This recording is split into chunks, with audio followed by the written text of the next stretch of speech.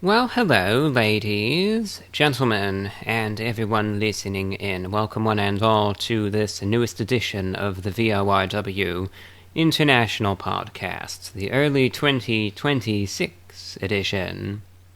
Hope everyone out there listening in is feeling and doing alright. Before we get into the program, as always, a few points to raise.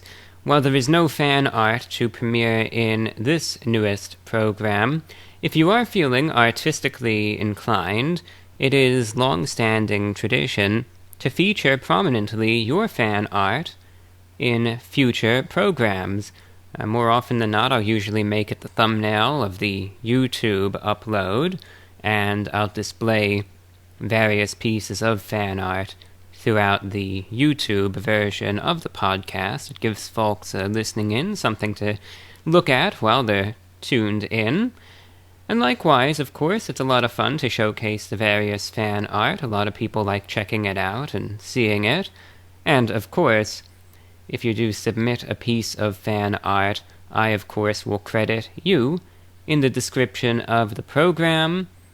I can credit you by name, I can list a social media profile or a website where more of your work can be found. Of course, if you'd like to be kept anonymous, that's fine too, but I figure if you took the time to make the piece of fan art, the very least I can do is let the world know who it goes out to, whose work it was, where more of it can be found. Like I said, there's no fan art in this program, not because there isn't any, but because it's been so long since I did the last one, I honestly couldn't tell. I've lost track of everything. That's the honest truth. I know it's not a good excuse, but that's what I have. I've completely lost track of it all. So please resubmit any fan art if you'd like to have it featured in an upcoming program, or if you'd like to make a new piece of fan art. The whole point of it is to have fun with it. Any style, do whatever you want, and you just have to send it my way. The way to get fan art to me is via email. You can just send it as an email attachment to VORW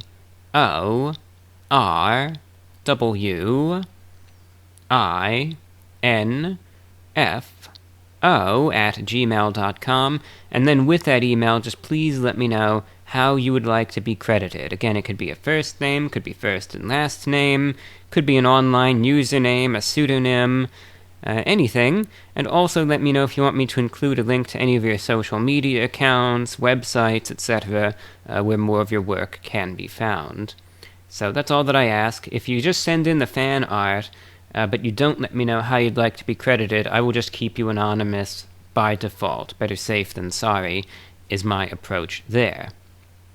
And likewise, if you'd like to support this program financially, this is the time. I do it once every show. I pass the hat around, so you know what you're in for. Please consider a donation via PayPal to VORWinfo@gmail.com, or Patreon, patreon.com/the report of the week. If you support the program on the Patreon, you also have access to my radio broadcast. I do 3 shows a week, every week. You can listen to them on demand. Thousands of additional hours of content. It's not much, but it's the least I can do to say thank you for help keep everything afloat. And now please listen to the sponsors of today's broadcast. If there's any offers of theirs that sound interesting to you, please check them out. This broadcast is brought to you by the Wieners and Losers 1980s Classic Arcade Museum and 1980s themed Airbnb. Are you ready to time travel? No DeLorean required?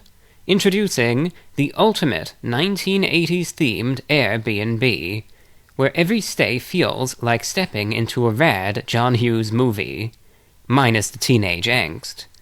Located in Winston-Salem, North Carolina, this totally gnarly getaway features an authentic 80s-themed bedroom with 2 comfy twin beds, a 1986 Magnavox stereo stocked with vinyl and cassettes, a TV with a huge collection of VHS tapes and DVDs, 2 retro couches where you can play any video game console ever made, from classics up to CD-based systems. You'll also have your own private entrance, kitchen, bathroom with a shower. And here's the kicker, you get access to the Wieners and Losers 1980s Classic Arcade Museum, the largest private collection of working bronze and golden age arcade games on the East Coast. Whether you're planning a throwback birthday bash, a killer couples weekend, or just want to unplug and watch The Breakfast Club the way it was meant to be, this 80s-themed Airbnb and arcade near downtown Winston-Salem, North Carolina is your tubular ticket to the past. Search 80s-themed arcade on Airbnb.com to book now. That's 80s-themed arcade on Airbnb.com. And if you are just looking to host a party or event, the Wieners and Losers 1980s Classic Arcade Museum is also available separately. You could also check it out at facebook.com/Wieners and Losers. That's facebook.com/WIENERSANDLOSERS. facebook.com/Wieners and Losers. If you're looking for something fresh and unique, this broadcast is brought to you by independent musician Liam Stark, who recently released his album, Home. Home was recorded at the Blue Moon Theater in Woodstown, New Jersey, with the help of fellow artists John Payano and Landon Axel. You can stream or purchase the album on major platforms. Just look up Liam Stark, Home, wherever you get your music. And if you'd like a physical copy, Liam is giving away CDs to the first 25 people who sign up for his Patreon at patreon.com/Liam Stark. That's LIAMSTARK. Again, if you're a fan of independent music and want to support an artist doing things his own way, check it out. That's Home by Liam Stark, available now. Whether you're simply heading out for a weekend of camping or hiking, or are a hardcore prepper getting ready for the apocalypse, if you want to be able to procure food in an emergency, you need the Rule the Wasteland Deluxe Survival Fishing Kit. Available on Amazon and at rulethewasteland.com, this deluxe kit is unlike any other kit on the market, which are all feeble gimmicks and only a few paltry pieces.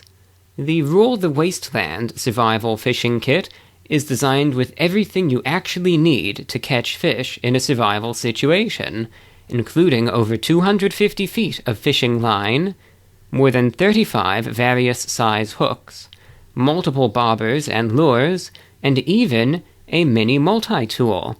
And everything is packed securely in a watertight aluminum tin that fits in the palm of your hand. Put them in your car kit, bug-out bag, or just throw one in your pocket before heading outdoors. Visit rulethewasteland.com and use the code VORW for 10% off both the deluxe and micro versions, or simply search Amazon for Rule the Wasteland Survival Fishing Kit. Again, the website, rulethewasteland.com. That's RULETHEWASTELAND.com. Use that code VORW, 10% discount if you use it.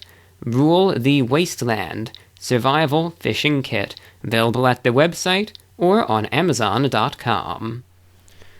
Well, it's no exaggeration when I certainly say it's been a while. No exaggeration to that whatsoever. But it has. No getting around it. Most certainly has. Been a lot longer than I actually thought that it's been, if you'd believe it. I want you all to know right away. I mean, it hasn't really been right away, because I always do the whole song and dance at the beginning, where I go through the usual spiel about the fan art and the sponsors and all of that, but now this is the part of the show where I actually kind of think of it, as I'm sure as many of you do as well, I think of it as the point where the show actually begins. This is the actual substantive content that isn't just the usual regurgitation of the same old announcements, which, mind you, those need to be given. It's important, it helps the show out. It would be foolish not to. But, this is the part that the show actually begins. But anyway, I apologize, I really do, that it's been so long, and I had no idea that it has been so long. The last program that I did was August 6th of 2025. It's January 22nd right now, so it's probably going to be going out in March. But it's January 22nd right now as I'm here at the microphone. I mean, I hope to get it out soon. Honestly, I can't even tell you if that's going to happen or not. I can't promise anything anymore. It would be ridiculous, too. But anyway, so how long has it been? August 6th. August 6th, September, October, November, December, January. 5 months. 5 months. Getting on 6 months. And it wasn't one of those times where there was a formal hiatus. It was just one of those instances where kind of, for lack of a better word, life took over. And there are some times where other things happen in your life, and you have to step away from certain things, or the motivation isn't there anymore, the joy isn't there anymore, and the time allocated to such activities, i.e. the podcast, either isn't there anymore either, or it needs to be put to use for some other endeavor. And it wasn't one of those things that I sat there and decided. It wasn't one of those things that I sat there and spitefully said, oh yeah, to hell with those people that listen to the podcast. Oh, I hate doing this. I'm sick of their stupid emails asking when the next show is going to be, so to hell with them. It wasn't anything like that. I could understand, though, how it could seem that way. I apologize if it came off that way. I want you to know there's no animosity whatsoever, especially none toward you, the listening audience. And this is my problem. Now, it's my issues, it's my life. And like I said, it's I can't believe it's been 6 months. That's all I can really say. But nevertheless, I don't want to give up on the show, because it's not even, I wouldn't even call it a love-hate relationship with the podcast. It's just an odd dynamic where I don't mind doing the podcast. It's just the motivation to do it oftentimes comes and goes in spurts, so to speak. And when it happens, I don't want to necessarily use the phrase lightning in a bottle, because I think that that's being way too exaggerative. But what I suppose I'm just trying to say, because I don't think there's any magic that happens here, but when I do feel the motivation to actually do the show, I really feel it, is what I'm saying. I feel like the phrase lightning in a bottle implies that the final product is something actually worth listening to, which I do not believe is the case here. I know some of you listening disagree with that, but I see it differently.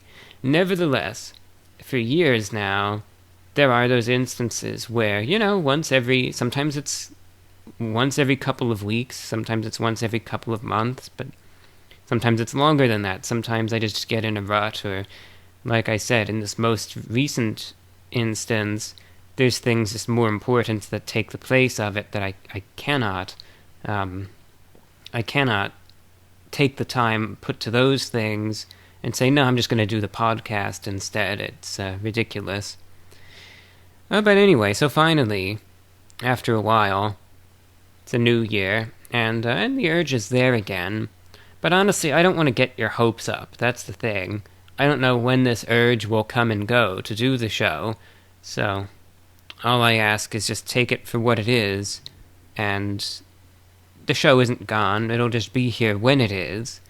So that's all. Just go into this with the mindset, it is what it is, and it is when it is. And that's about it. You know, when it comes down to the new year, of course it comes as a time of reflection. It comes as a time of, sometimes you look back, sometimes you look forward. I'm the type, a lot of the time, I nostalgically look back at what I like to think of in many cases were better days. And years that, you know, sometimes think, oh, I wish I could go back to. And I get that a lot. I'm sure some of you can relate. You know, I'll think back to... Sometimes I'll look at the year, and then I'll think, what was a decade ago, you know? I'm still in disbelief. I can't believe that 2016 was a decade ago now. It's so weird, you know? 2014... There's some instant, you know, like, okay, 2012, I mean, I remember all these years vividly, that's the funniest thing. 2011, 2012, I mean, I remember all of that. It's like 2011 is getting on 15 years ago now. It's crazy. And while I remember many things from 2011 so vividly, at the same time, life back then was so different, in many cases, that it's like, okay, it's not the life that I have right now, so it kind of makes it feel, you know, that it wasn't yesterday, right? Even though I remember so many of those memories vividly, I could think back to it, I can think, no, okay, back in 2011, oh, I was still in school, you know, I was still this, that, and the other thing, you know, and so on. A lot of my hobbies and interests at the time were either not fully as they are now, or weren't even around, I hadn't discovered them yet. So it's like, there's many things when I think to like the years 2011, 2012, where it's like, okay, a lot of memories are still very vivid, but there's many things that I could still say, oh yeah, that was different back then. And there's that separation. Still doesn't feel like it was 15 years ago, but it distinctly, in my mind, was the past, if that makes any sense. And, like I said, the same thing can go for 2012. But then you start getting into 2013. Now, 2013, I'll still lump in with the other two. But that's when things started changing a little bit. And then comes 2014. In 2014, that's when I was, I think, starting, more or less, to get more comfortable in my own skin that I'm still in today. Now, that's an odd phrase, I know, that makes it sound like, oh, you're some reptilian creature, you found your skin suit, review bra, but looking at the metaphor, you know, it's like I was finally starting to get comfortable and find my own niche, you know, find how I'm comfortable being, for lack of a better word. Because in 2014, on the other hand, alright, as far as attire is concerned, I finally found the precise style of clothing that I like, and that's how I've had it ever since, with a few minor adjustments, but, you know, the core component as to how I present myself was really established in 2014, and that's never wavered since then. In 2014, you know, through the entire year, I really got into shortwave listening. That, of course, is no different in 2026. And just my mindset, yeah, things have still changed plenty since then, but a lot of things about me then, while of course with time, with age, with life, you learn life lessons and all of that, things do change, but the groundwork, right, the framework for many things that still apply today in my life were all laid out back in 2014. And that's when time starts being a bit funny, if you ask me. Because I still remember that, of course, vividly. However, now it gets, well, I think actually a lot of the things I did in my free time back in 2014, I still do today in 2026. And then it becomes less of some sort of distant memory, but it feels a lot more recent than it really was, if that makes sense.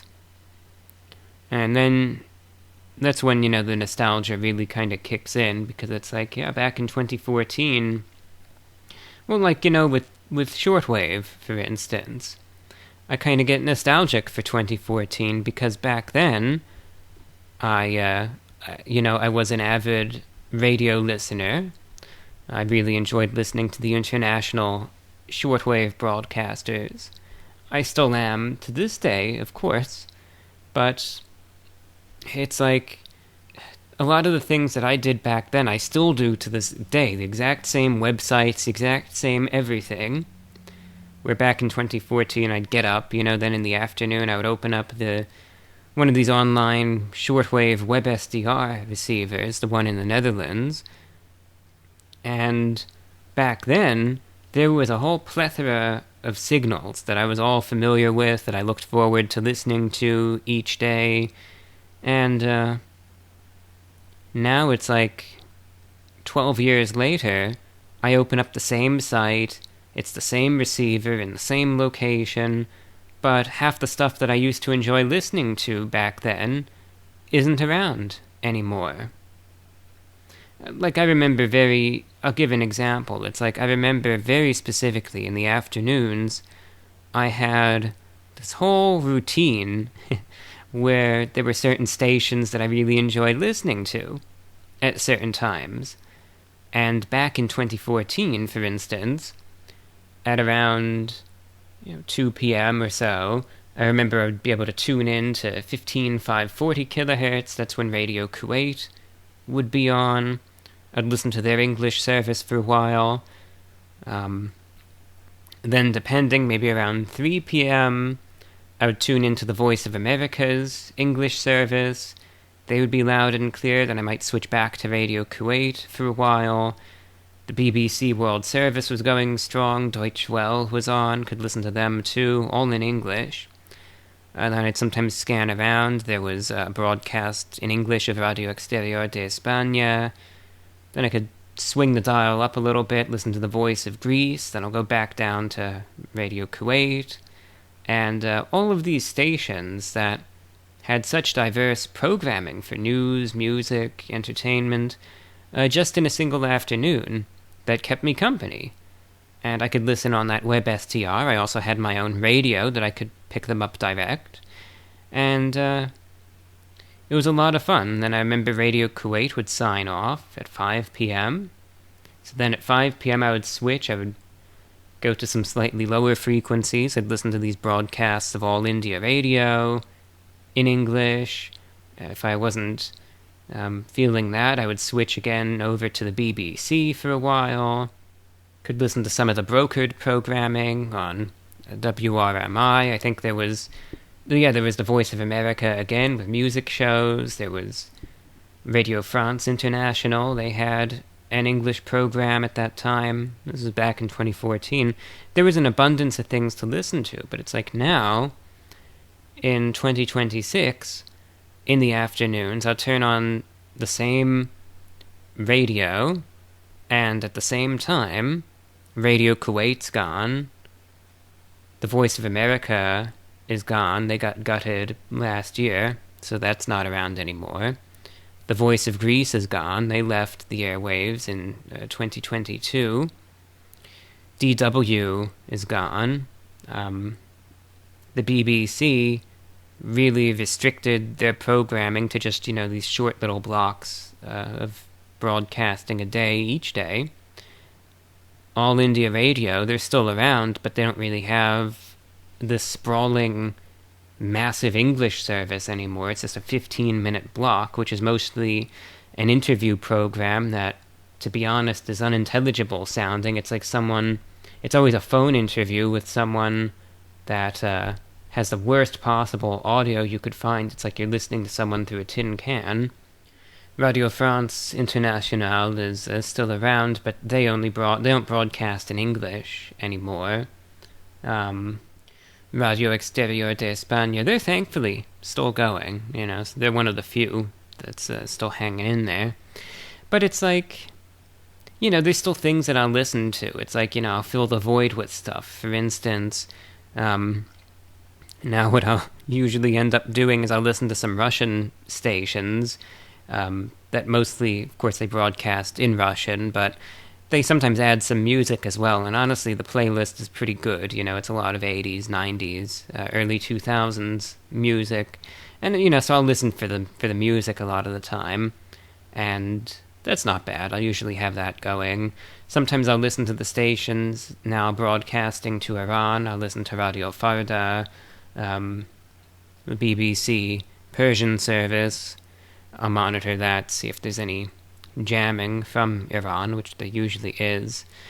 And then, as far as the English broadcasts go, like I said, sometimes I'll tolerate the 15-minute segment from All India Radio, but otherwise I'll listen to Vatican Radio. They still have an English to Africa service. The Voice of the Islamic Republic of Iran, they have an English program too, although their transmitter is in deplorable shape, so that's it's tough to make out. And, I listen to Radio New Zealand International a lot these days. So it's like, the shortwave medium isn't dead. If it was dead, there would be nothing to fill the void with. But I miss those days, back in 2014, where you didn't have to hunt around as much for things to listen to. Because, mind you, all of the stuff that's around now that I use to fill the void, essentially, was also around in addition to everything else back in 2014. So I miss those days, I think, I miss it. And I do. I miss that there were more stations on the air. I miss that there were more listeners to the medium back then. But at the same time, am I thankful that I've been able to enjoy this medium still for a good 12, 13 years now and counting? Absolutely. And am I thankful that I could broadcast prominently on it as well and actually be a part of it too? Most definitely. But I still get nostalgic for it, and I'd be lying if I told you I didn't miss those days, because I do. And there's times I'll think back to that where, I wish I could have gone back, right? I wish I could have gone back, wish I could have made more of things back then. But it gets to a point, it's like, how could I have made more of it when I made an awful lot of it back then? I listened to that stuff every single day. So don't tell me that's not making the most of it. What are you supposed to do beyond that? I listened intently. I scanned around every day. I enjoyed what was there. I even recorded a lot of it for posterity. So how on earth could I have made anything more of it than I already did? But that doesn't change how I feel. I guess I just miss it. Right? Isn't that what it just comes down to? I guess I just miss it. And then, when you start going beyond that, now to 2015, 2016, like 2016 is a decade ago now, that's just when it starts getting weird. Where it's like, whoa,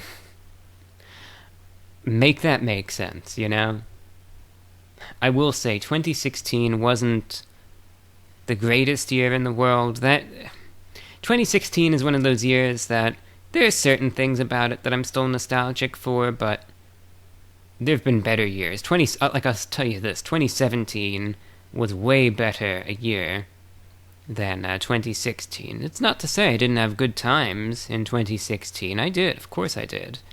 But it was a year that had its rough spots, that it's like, alright, yeah, I don't really wish I could go back and experience that over again, you know? So it's like, yeah, but it still gets weird, because it's still so many things from back then were still fresh in my mind, and it's just bizarre. It's like, it doesn't feel like it was a decade ago, you know? I'm looking right now through my old video back catalog. I'm just curious to see what video, at the time of recording this today, here at the microphone, was a decade ago exactly. I'm curious. I'm curious if I remember it, even. One funny thing, I'll get into that in a moment after I do this. Damn. See, this is why it kind of hits me like that. When it's like, I look at this, I think, that's a decade ago? It was more than a decade ago. Wow. It's crazy. Yeah, I know the exact video. I remember it distinctly. I remember everything surrounding it. I even remember the day. See, this is one of the nicer parts of 2016. This is one of those parts of the year that it's like, yeah, I could relive that, and I'll gladly take it. But there were many parts of 2016 that I can't necessarily say the same for. It's like 2016 had its good moments and its bad ones, but a decade ago, that was one of the good times of the year. So 10 years ago, Taco Bell Spicy Beefy Nacho Crunchwrap Slider Review. January 20th, 2016. And that review, I remember filming it. I was out there, I was in the car. It was an overcast day, and there was actually a snowstorm moving in. The first flakes were actually just beginning to come down as I was filming the review. So I remember doing the video, and then heading right back home after the fact, and getting back in because there was a snowstorm coming, and once the first flakes really start coming down, because already the ground was frozen at that time, you didn't want to be out too long in it. Like the roads were already treated and everything, but it's, the snow is going to start picking up, and so I remember that. I remember trying it out, and then after that, it was time to head back and get settled in. And then the video after it, a failed Little Caesars pizza review. This was actually, I tried to film outside in the snow, but I kind of messed up. I spent too long setting it up, and didn't realize the sun was already going down way too much. So, because I was backlit, I ended up just looking like this black figure that no one could really see. I was just there in the dark. So that's why I called it a failed Little Caesars pizza review. But at the same time, you could see all the snow on the ground and everything, and that obviously explains it. That was the snowstorm that had hit, and I had fun with it at least, and it was good times, even if the review was a failure. But I gotta tell you, in both of those cases, the fast food back then was way better than it was or is today. It's like a lot of this stuff was food that you could actually eat and not get sick with, where you didn't have to worry about someone's spit or someone's bodily fluids in there, for the sake of not getting this fully demonetized, and you didn't have to worry about all of that. Nowadays, it's hard to trust these places, and, or dead insects, or whatever, because it's, these places, I have so much contempt for a lot of these establishments. I really do. I do not look at them very kindly at all. And it's because so many of them operate under the ideology. It's like, the swine are just going to keep coming in, so what do we care, right? What do we care? They're still going to give us the money, and we could just keep making it worse and worse, and we'll make the prices higher and higher, and the food worse and worse, and the swine are going to keep coming in, because that's what they think of you as customers. So here's your slop. And then they'll try to... They'll expect people to just sit there and just dance around and pretend like this is the best thing ever. That's why I'm so harsh against a lot of these places, because I know their game and I know what they're doing, and I am vehemently opposed to it. I think a lot of this stuff is poison. I think if you eat enough of this, you will die early.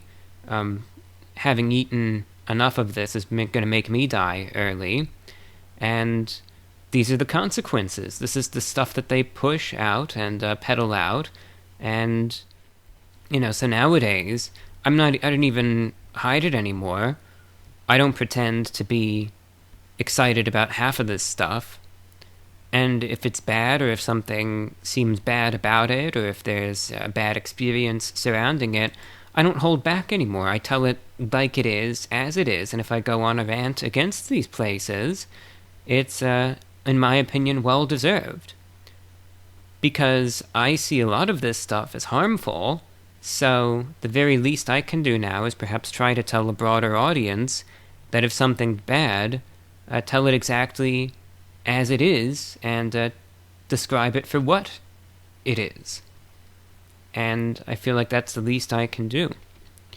I will say, I don't eat much fast food anymore. A lot of the time, the only time I really eat the stuff that I review anymore is when I'm doing a review for it. And that's it. And even then, I take a nibble for the camera, and then I throw the rest of it out, because I just plain and simple don't think this is really good to be having in your system.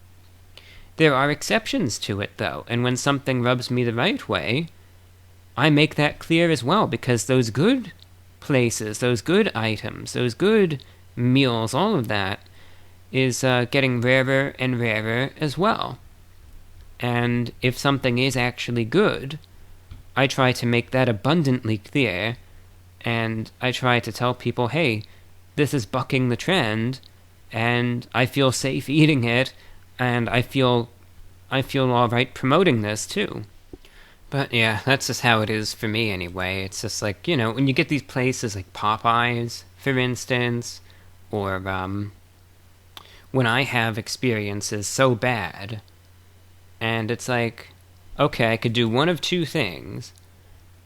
I could either sit there and it would be like jangling, it would feel downright insulting, because this is how I feel anyway, with some of these establishments, when the stuff smells like fecal matter and all of this, that, and the other thing, and it's overpriced, and it's going to make you sick.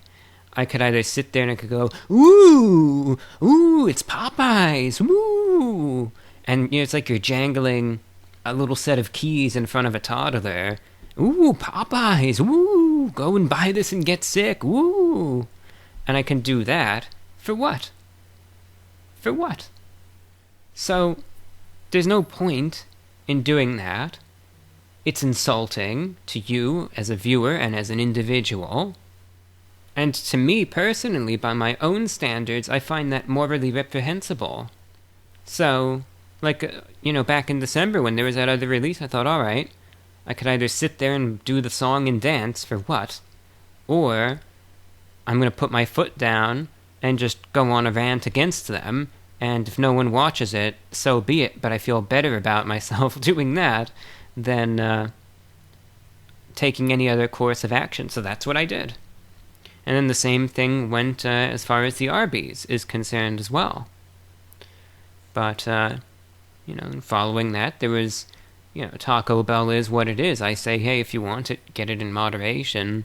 But it actually wasn't too bad. The Volcano Quesarito, now we're in 2026, and then the Sonic meal. Hey, that's actually pretty good. And I was pleasantly surprised by it. It was actually a fast food burger that tasted like a burger that I would get again. I enjoyed it. It didn't bother me. I didn't feel sick afterward.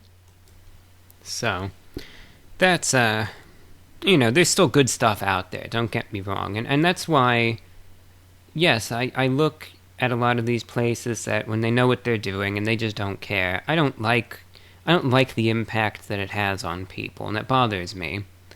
And there was a time when I was kind of scared of going all out like that, because some of these places have the power, if they want to suppress your work, or at least they used to. I don't know if they do anymore, but I know some companies do.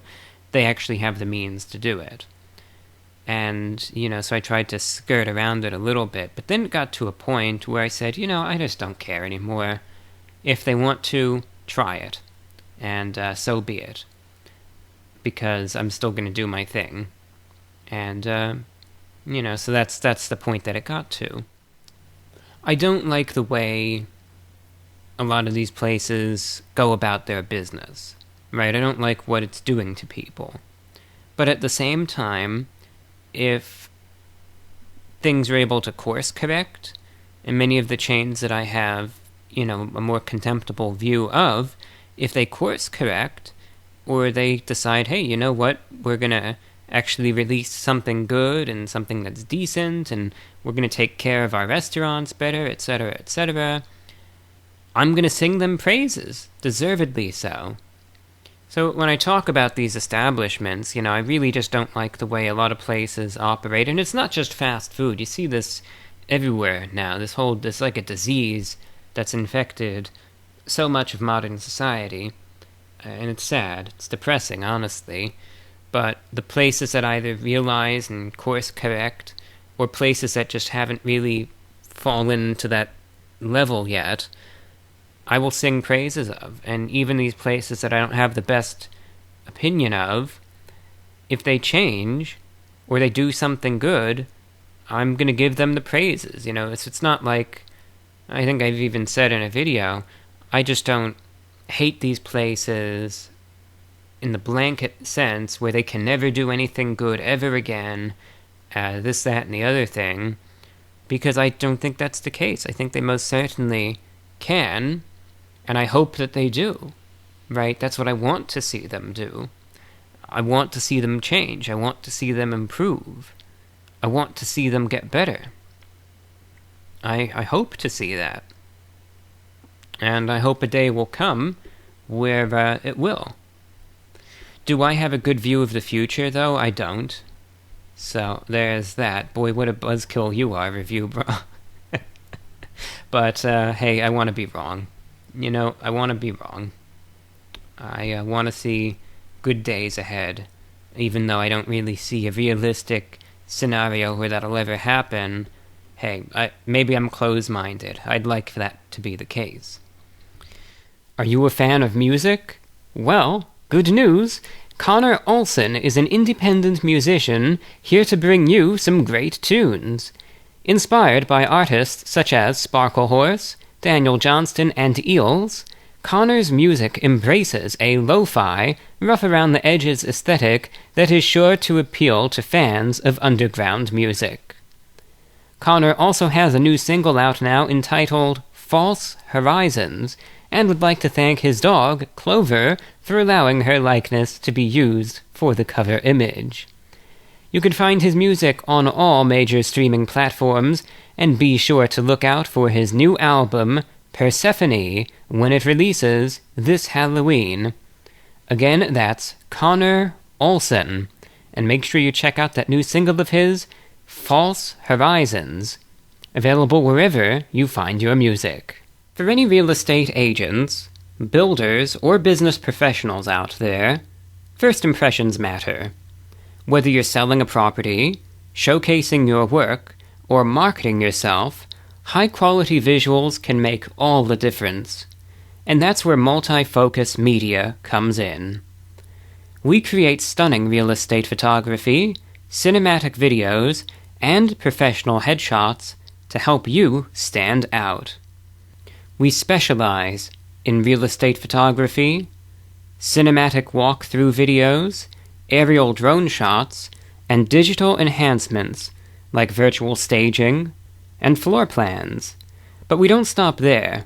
We also work with commercial builders and remodelers, capturing progress photos throughout a construction project and delivering final marketing images that showcase a builder or architect's craftsmanship.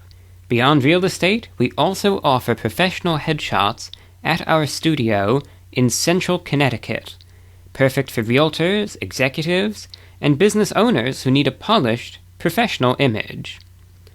Our clients trust us for next-day delivery, eye-catching visuals, and reliability.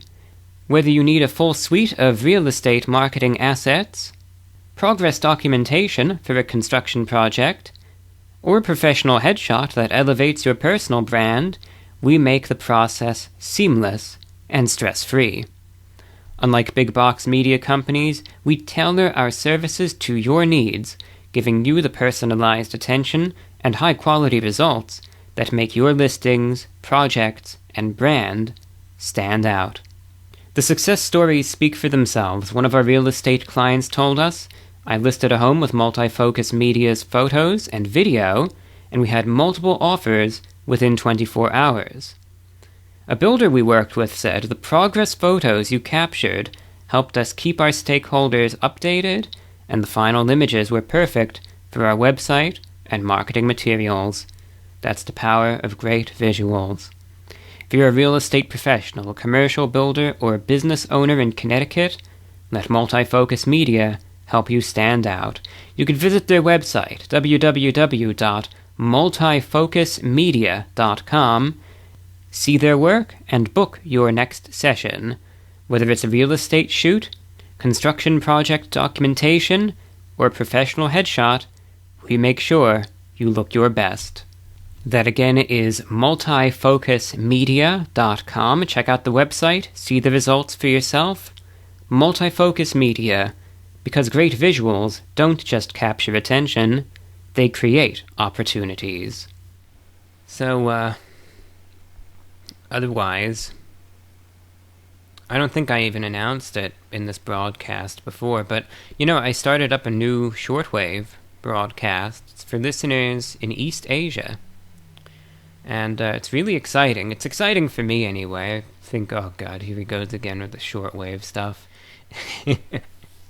Go to sleep if that's what you think. Just go rest. It'll be a good opportunity for you to get some sleep. But I'm personally been very excited about it, and I'm very happy with it at that. I started up because, I'll give the whole story. Why not? I mentioned earlier, I was talking about shortwave and how it's changed, and 2014 the medium was still very different, but there are still parts of the world where shortwave still has more relevance, even in 2026. I mean, for instance, you look at Iran right now, the country is being flooded with shortwave broadcasts, simply because they shut down the country, they shut down the internet. They're even jamming the Starlink, so all the flashy workarounds that look so nice aren't perfect. And people have been finding that out the hard way. They find the Starlink dish, they confiscate it, and they'll probably kill you for having it. That's the way it is now, over there. So, everyone's kind of simultaneously realized, hey, this old thing called radio, especially shortwave, a signal that can single-handedly cover the entire country of Iran, people are actually still listen to that over there. And you've had a huge flurry of broadcasts to the region, for instance, where shortwave is relevant once again. Same thing goes like with neighboring Afghanistan. Shortwave was never irrelevant over there. People still listen to it. You still have shortwave listeners in parts of India, Pakistan, Bangladesh, certain areas of Southeast Asia, parts of, Malaysia, Indonesia, Papua New Guinea, the Philippines, China, North Korea especially, Mongolia, the Russian Far East. All of these places still have listening audiences for shortwave. And the medium never truly died in East Asia. It's still there, and it's still going way stronger over there. than it is, say, in Europe or North America. And all of these countries still have shortwave services domestically, internationally for the most part, or broadcasts that target listeners there.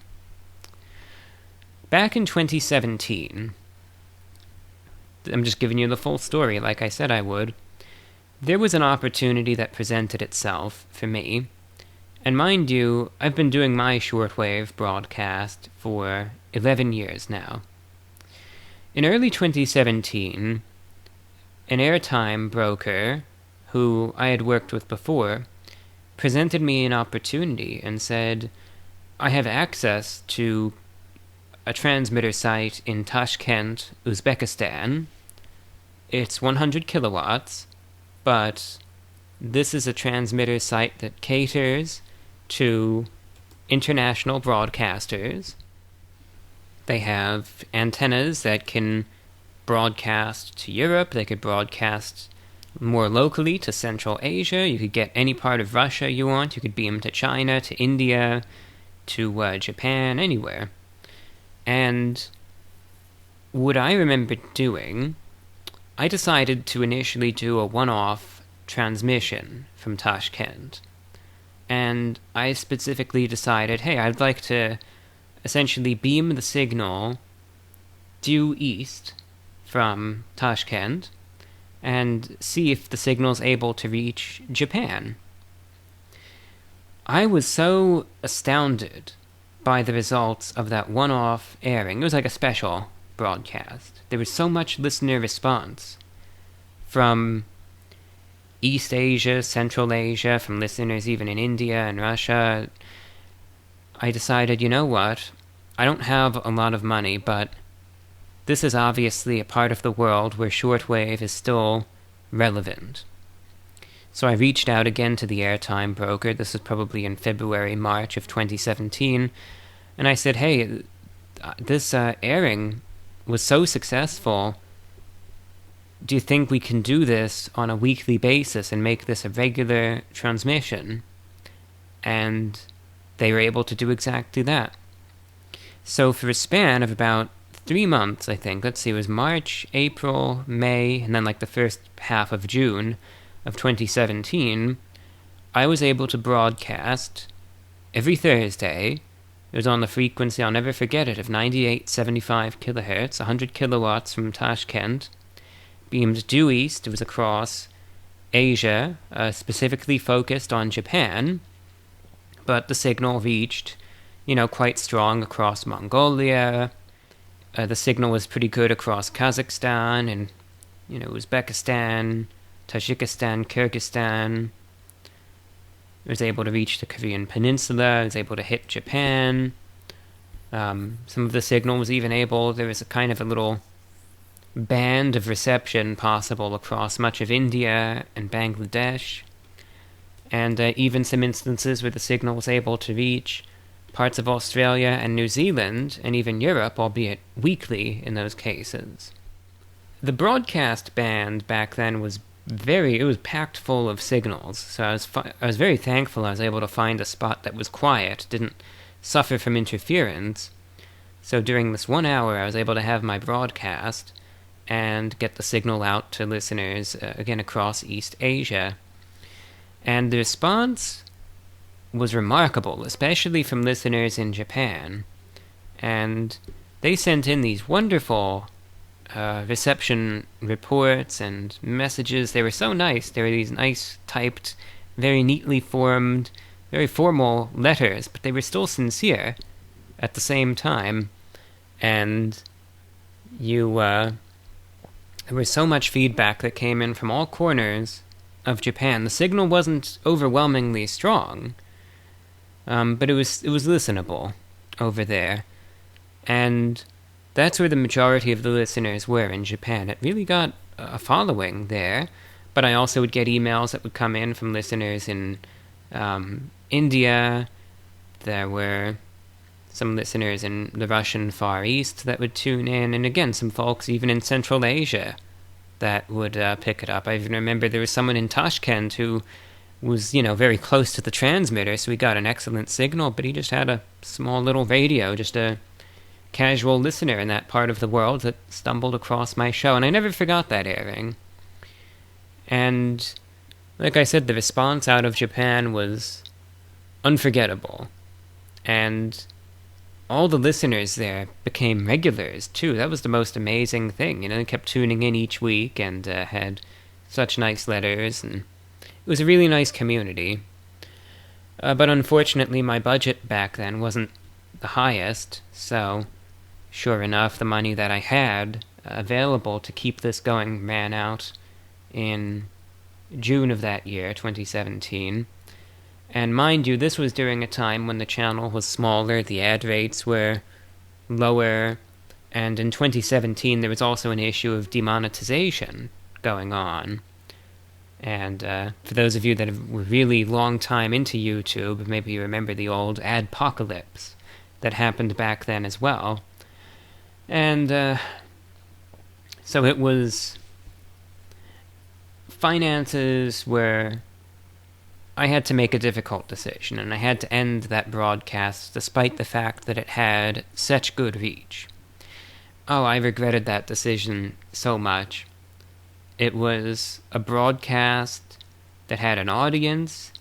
It was to a part of the world when shortwave was still relevant there. And for all of the listeners that wrote in, there were countless, I would actually say tens of thousands, that tuned in but never corresponded due to lack of internet, language barriers, cultural differences, etc., but still tuned in. And I missed that. I missed those, and I regretted it immediately. It was a decision that I really didn't want to make, but you know how it is. The money isn't there. What can you do? So things finally got better in 2018, 2019. I started inquiring about the, maybe possibly getting back on the air to East Asia. Well, that airtime broker just blew me off and wouldn't even respond back. So that door shut and stayed closed. Then, obviously through the 2020s, I couldn't get any contacts, I couldn't find anyone willing to hook me up with a transmitter site to broadcast to East Asia. Then the medium started declining even more so worldwide, and then the transmitter sites themselves in Central Asia, the technology was from the old Soviet Union days and wasn't being maintained as it should be. And then it was like, all right, even if the opportunity presented itself, did I even want to use these facilities anymore? And the answer to that was pretty much no. But, I started getting really nostalgic about those days again, in especially last year. I remember looking through some of the old emails and thinking back to that, and I was kind of like, I'm really glad I had that opportunity to be a part of the medium during a time or in a part of the world where and when it was still relevant. But it was like, I felt like the train was pulling out of the station, and for a mere 3.5 months, I was able to actually be a part of it in that sort of environment. And then that was it. It was like the tiny little taste of something you're never going to experience like that ever again. So it was it was sad to think about, but at the same time I was glad I got to experience it too. So I made one more decision in late 2025, in October of the year.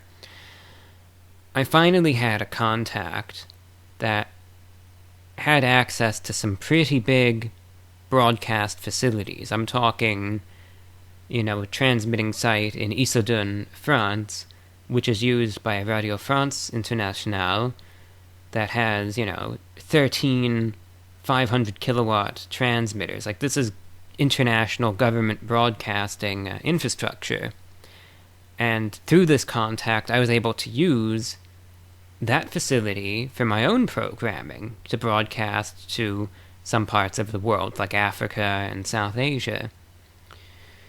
However, I knew that trying to reach Japan, for instance, from France, is not the easiest task in the world.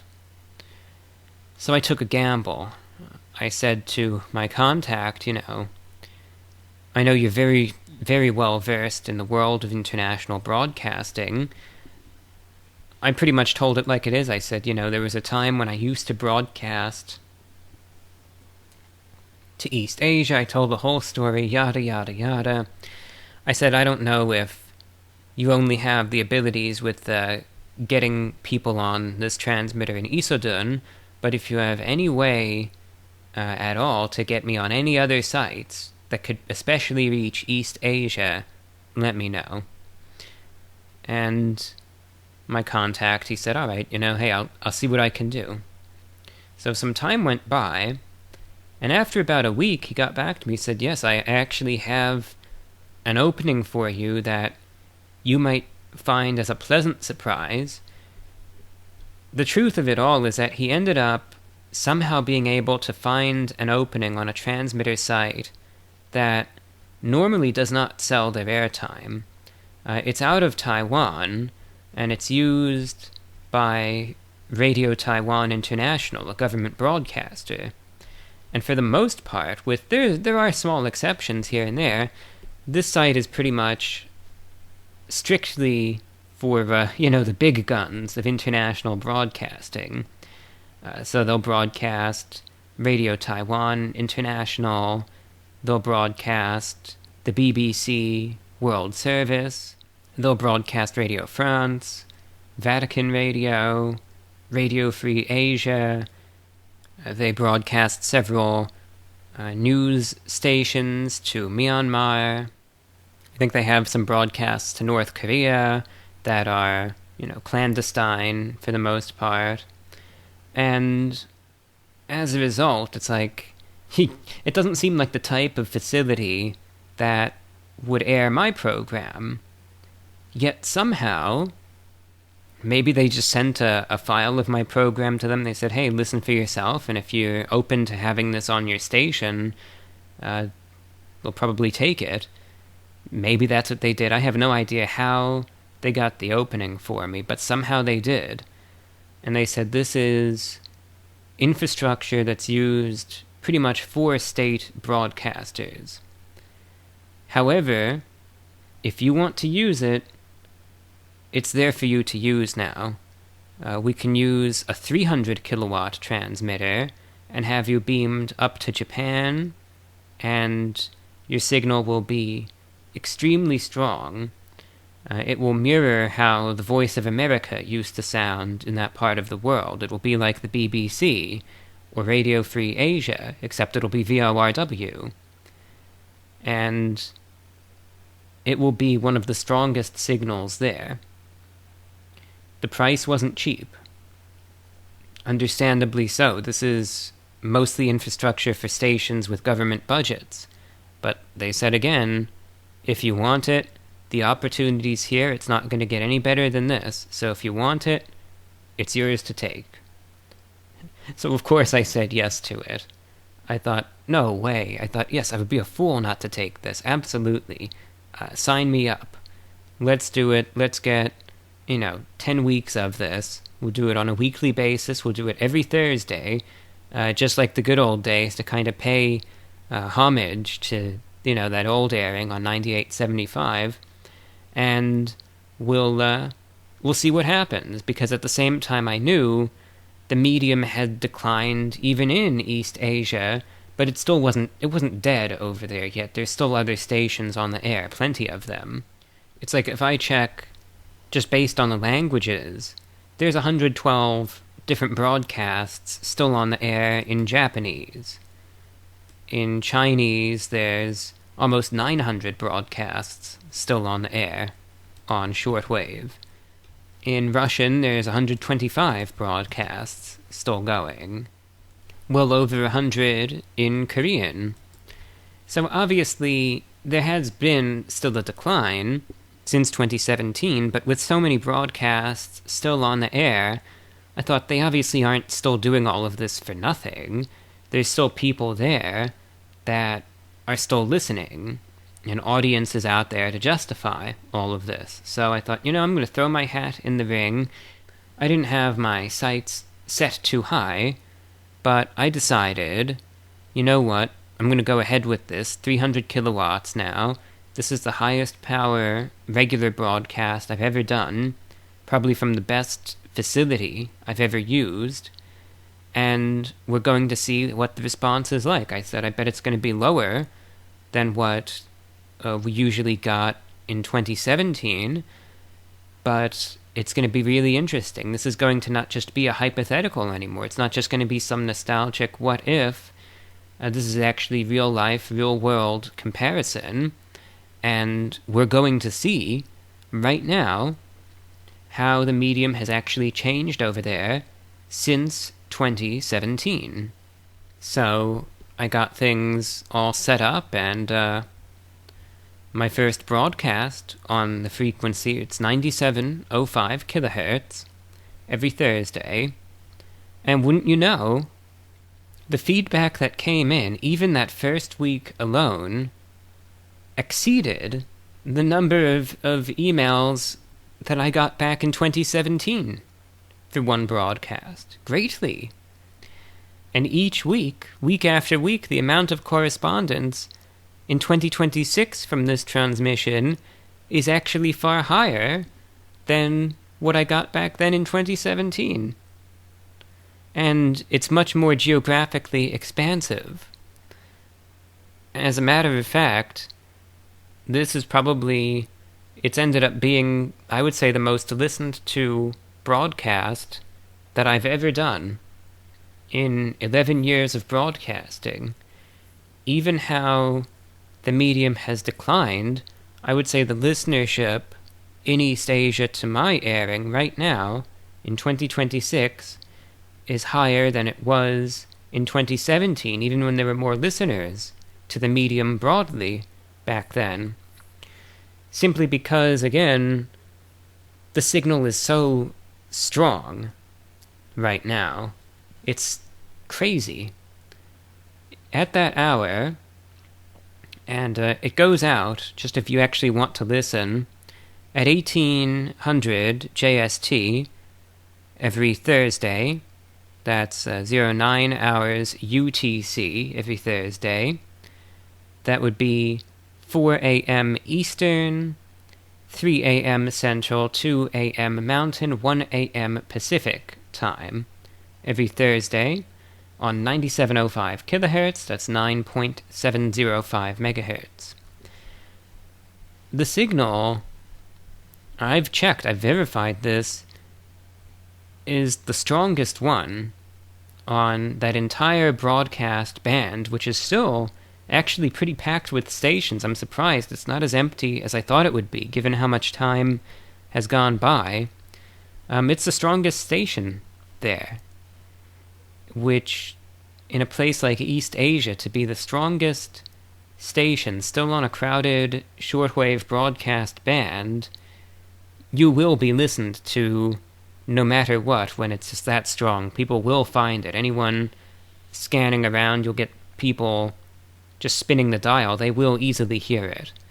So especially in Japan, South Korea, across eastern, central, southern, northern China, it's probably one of, if not the strongest signal. Also in Taiwan, Hong Kong, the Philippines, many areas of Malaysia, Indonesia, Vietnam, Laos, Cambodia, Thailand.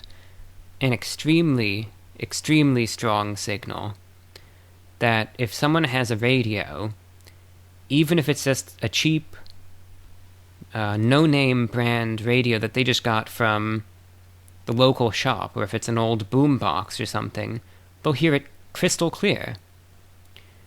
It is, as far as the actual strength in that area is concerned, this rivals or even exceeds right now what the stations like the BBC World Service have to those same parts of the world.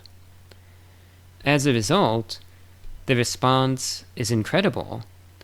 And not only do I get a tremendous amount of feedback from listeners in Japan, actually one of the most heartwarming things for me is I got emails again from listeners who remembered tuning in back in 2017, and they said, hey, you're back, and I'm still here, and now they've just been listening again each week, like nothing's changed. And I'll tell them, I'll say, hey, it's so nice to have you back, and they pretty much say, it's good to have you back. It's good to have you back on the airwaves. And the feeling is, it's mutual appreciation. So, listeners in Japan are able to tune in. It's the strongest signal in Japan. But I also get reports from listeners in South Korea. I get listeners in the Russian Far East. And one big difference now in 2026 that I never got in 2017, really, was I'm getting lots of feedback from listeners in China as well. And I also I'm getting listeners in the Philippines, Indonesia, Malaysia, that again I wasn't really hearing from in 2017. Actually, just looking at like the last broadcast that I did, there's much more geographic reach. For instance, an email came in from Safrul, listening in from East Java, Indonesia, and was just tuned in on a Sony radio, just a small portable radio, and said, I was listening indoors here at home, and the signal was coming through great. Listener there in Indonesia that tuned in. Then the very next email came in from a listener, Rexy, in North Sulawesi, Indonesia, also listening in on 97.05 kilohertz, and was enjoying the show. This listener was just tuned in on just a basic no-name radio. There was a very nice email then that came in, from a listener in Izumo City, Japan. It just sent in some very nice personal thoughts on the program, excellent signal, requested some music. Heard from someone in Perth, Australia, someone in Shanghai, China. Numerous responses out of China, as a matter of fact. Someone was tuned in from Hainan, China, listening in from a high-rise building, got a perfect signal there. Requested some music. We heard from a listener in China who's a student, says on January 29th, it'll be the date of our final exams, and I'll be able to listen in again, and says I have another friend from school that'll be tuned in also. They requested a song, which of course I'll happily play for them. So two Chinese, just student listeners that just caught the show, and we're catching it. A report came in from Jiangsu province of China, basic Texun portable radio listening in. Listener in Taiyuan, China, tuning in as well. And so many emails from listeners in China tuning in as well. Not as many as Japan, but still definitely an audience there in China that I haven't had before. There are even listeners in the Philippines that recorded a station ID for listeners there who seem to really enjoy hearing that. There's a Japanese language station ID that I broadcast now that listeners in Japan really appreciate. Signal even makes it to the west coast of the U.S., so I'll hear from folks in California and Washington, even Alaska, Hawaii, British Columbia, Canada, they'll get the signal. Folks over in Vladivostok listen in. The signal even makes it down across Mexico, Brazil, Peru, Chile. So I even broadcast, a station ID in Spanish for some listeners there that tune in regularly. Australia, New Zealand listeners tune in, India even, Bangladesh. So it's really remarkable to see the geographic reach, but also the sheer amount of feedback that comes in as well. And all I can really say is that the results of this broadcast were not what I was expecting, but I say that in the best possible way. And it proves to me that Shortwave still has an audience in East Asia, that this part of the world, the medium, still, the magic there hasn't died yet. And I'm very happy, despite the fact that I went in expecting it to have died, that somehow, by some miracle, after all this time, I'm able to come back in for round 2, essentially. I couldn't believe it. Even got responses from sailors out there in the Malacca Strait that were tuned in on their container ship. It's unreal. I've never gotten anything like this through a broadcast. Best way to describe it is it's like it has the reach of a state broadcaster and somehow the audience of one as well, yet I'm not a government entity. I'm not sitting up in Washington, D.C. doing this for the VOA. I'm just sitting here, just putting this all as a one-man show, just putting this together. I can't believe it. And I'm also very happy to say that despite the reach that this has into China, and even, there have been reports that came in from South Korea that said this is the strongest signal they've ever heard, which is unbelievable, which would obviously mean then that the signal is absolutely blasting into North Korea as well. Not that I expect to hear from anyone in the DPRK, but obviously if someone on a black market radio or what have you wanted to hear it, they obviously could. But what's encouraging likewise is that this airing, despite obviously reaching numerous listeners all across China and obviously reaching geographically North Korea as well, 2 countries notorious for their radio jamming, neither has even touched this broadcast. And I could guarantee a signal like this has been on the radar of the jamming authorities for both countries. Of course they're going to notice something like this and think, what is this? But evidently it's proven inoffensive enough that it doesn't warrant any jamming, which I'm very happy about. And I hope it stays that way. This broadcast, when I get on the airwaves there, I'm very aware of the geopolitical differences, and it's just a place of what I hope anyway to be, international friendship and goodwill, and a nice place to just gather around the radio for an hour each week, enjoy some good discussion and some good music, and everyone really seems to like it, which is truly, it's an honor.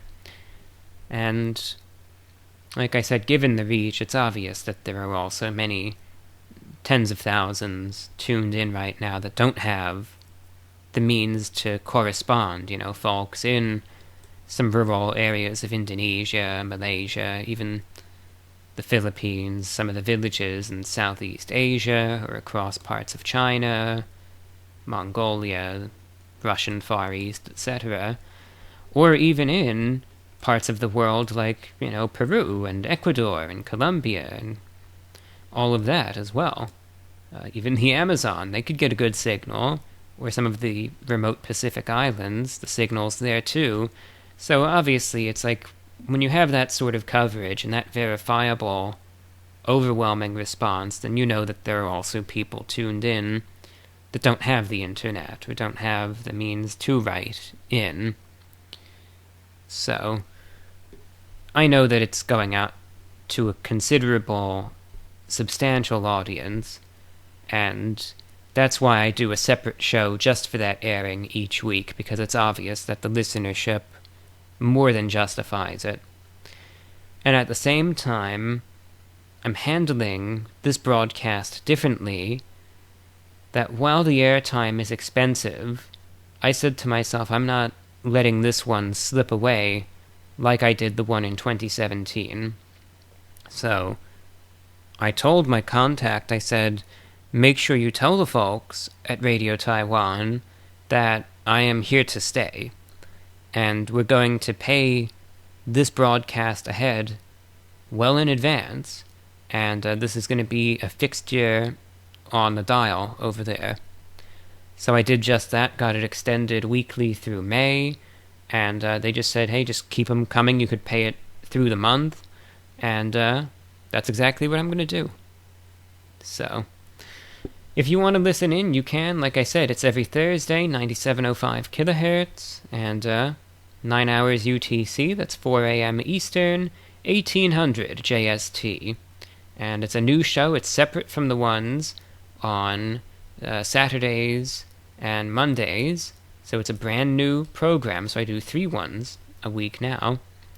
And all are welcome. It's also up on the Patreon as well. But it was a shocking turn of events, really. Something that I didn't expect to go the way that it did. I thought what was really going to happen was there would still be a response and still some good interactions and memories, but it would just be like much quieter compared to 2017, and it would still be fun to do, but it would be like, yeah, 2017, it was different back then. Whereas instead, it's like, whoa, this is like a broadcast on steroids, and I couldn't believe it. So, with that opportunity and that reach, I'm not letting that one slip away, so I expect it to be a fully regular airing for as long as I can keep it going, really, which I hope will be a long time. My goal is to keep it going at least through all of 2026, and ideally for as long as the listener response remains as it is, and I'll just keep it going. Yeah, so that was the big diatribe there as far as the radio story is concerned, but I thought to myself, what the heck, I wanted to share it for the fun of it, and like I said, it's my show, so why not? Alright, is there anything else to talk about before we get to emails? It's a funny tangent. This just reminded me of something that actually came to mind as I was thinking about the channel of mine. And I don't know if this is true more so for, if this is true in general, I should say, or if this is just my bad memory. I really have no idea. What I'm going to address is not you'll see it all ties together. Sometimes in my free time, I'll oftentimes do this as, a distraction. It just keeps my mind occupied, keeps it in a good space, the way it is. I'm not really what you would call a gamer by any means. I spend a lot of my free time. I listen to the radio, I do light reading, all that good stuff. But sometimes I will play a few online games. One that I'll oftentimes play on occasion is sometimes 8-ball pool. I'll do that a bit from time to time. And then another online game that I'll sometimes play is good old Runescape. I've talked about that before, that I've mentioned I've played that in the past. And I still do, I've taken breaks here and there, but it's one of those games, I've played it since 2009. And as I said, I take breaks here and there, but it's a game I've always had an appreciation for. It's, not really for everyone, but sometimes I'll log in and kill a little bit of time with it here and there. But an amusing thing, because in that game, unlike the 8-ball pool, while both have communities of various players, in 8-ball pool, you can't really talk to anyone, but in RuneScape, there is a little bit of a chat box that, if you wanted to converse, not verbally, but simply via typing, with other players, you have the ability to do so, if, of course, you wish.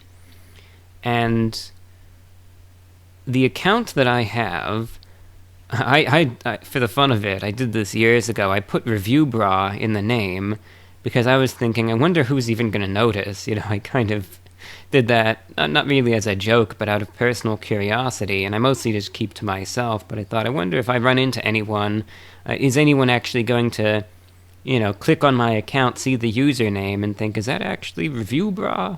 So I named the account, quite aptly, I called it Review Bra RS, which would stand for Review Bra RuneScape. But anyway, what I'm getting at is from time to time, someone actually will recognize it, and they'll say, hey, are you actually Review Bra?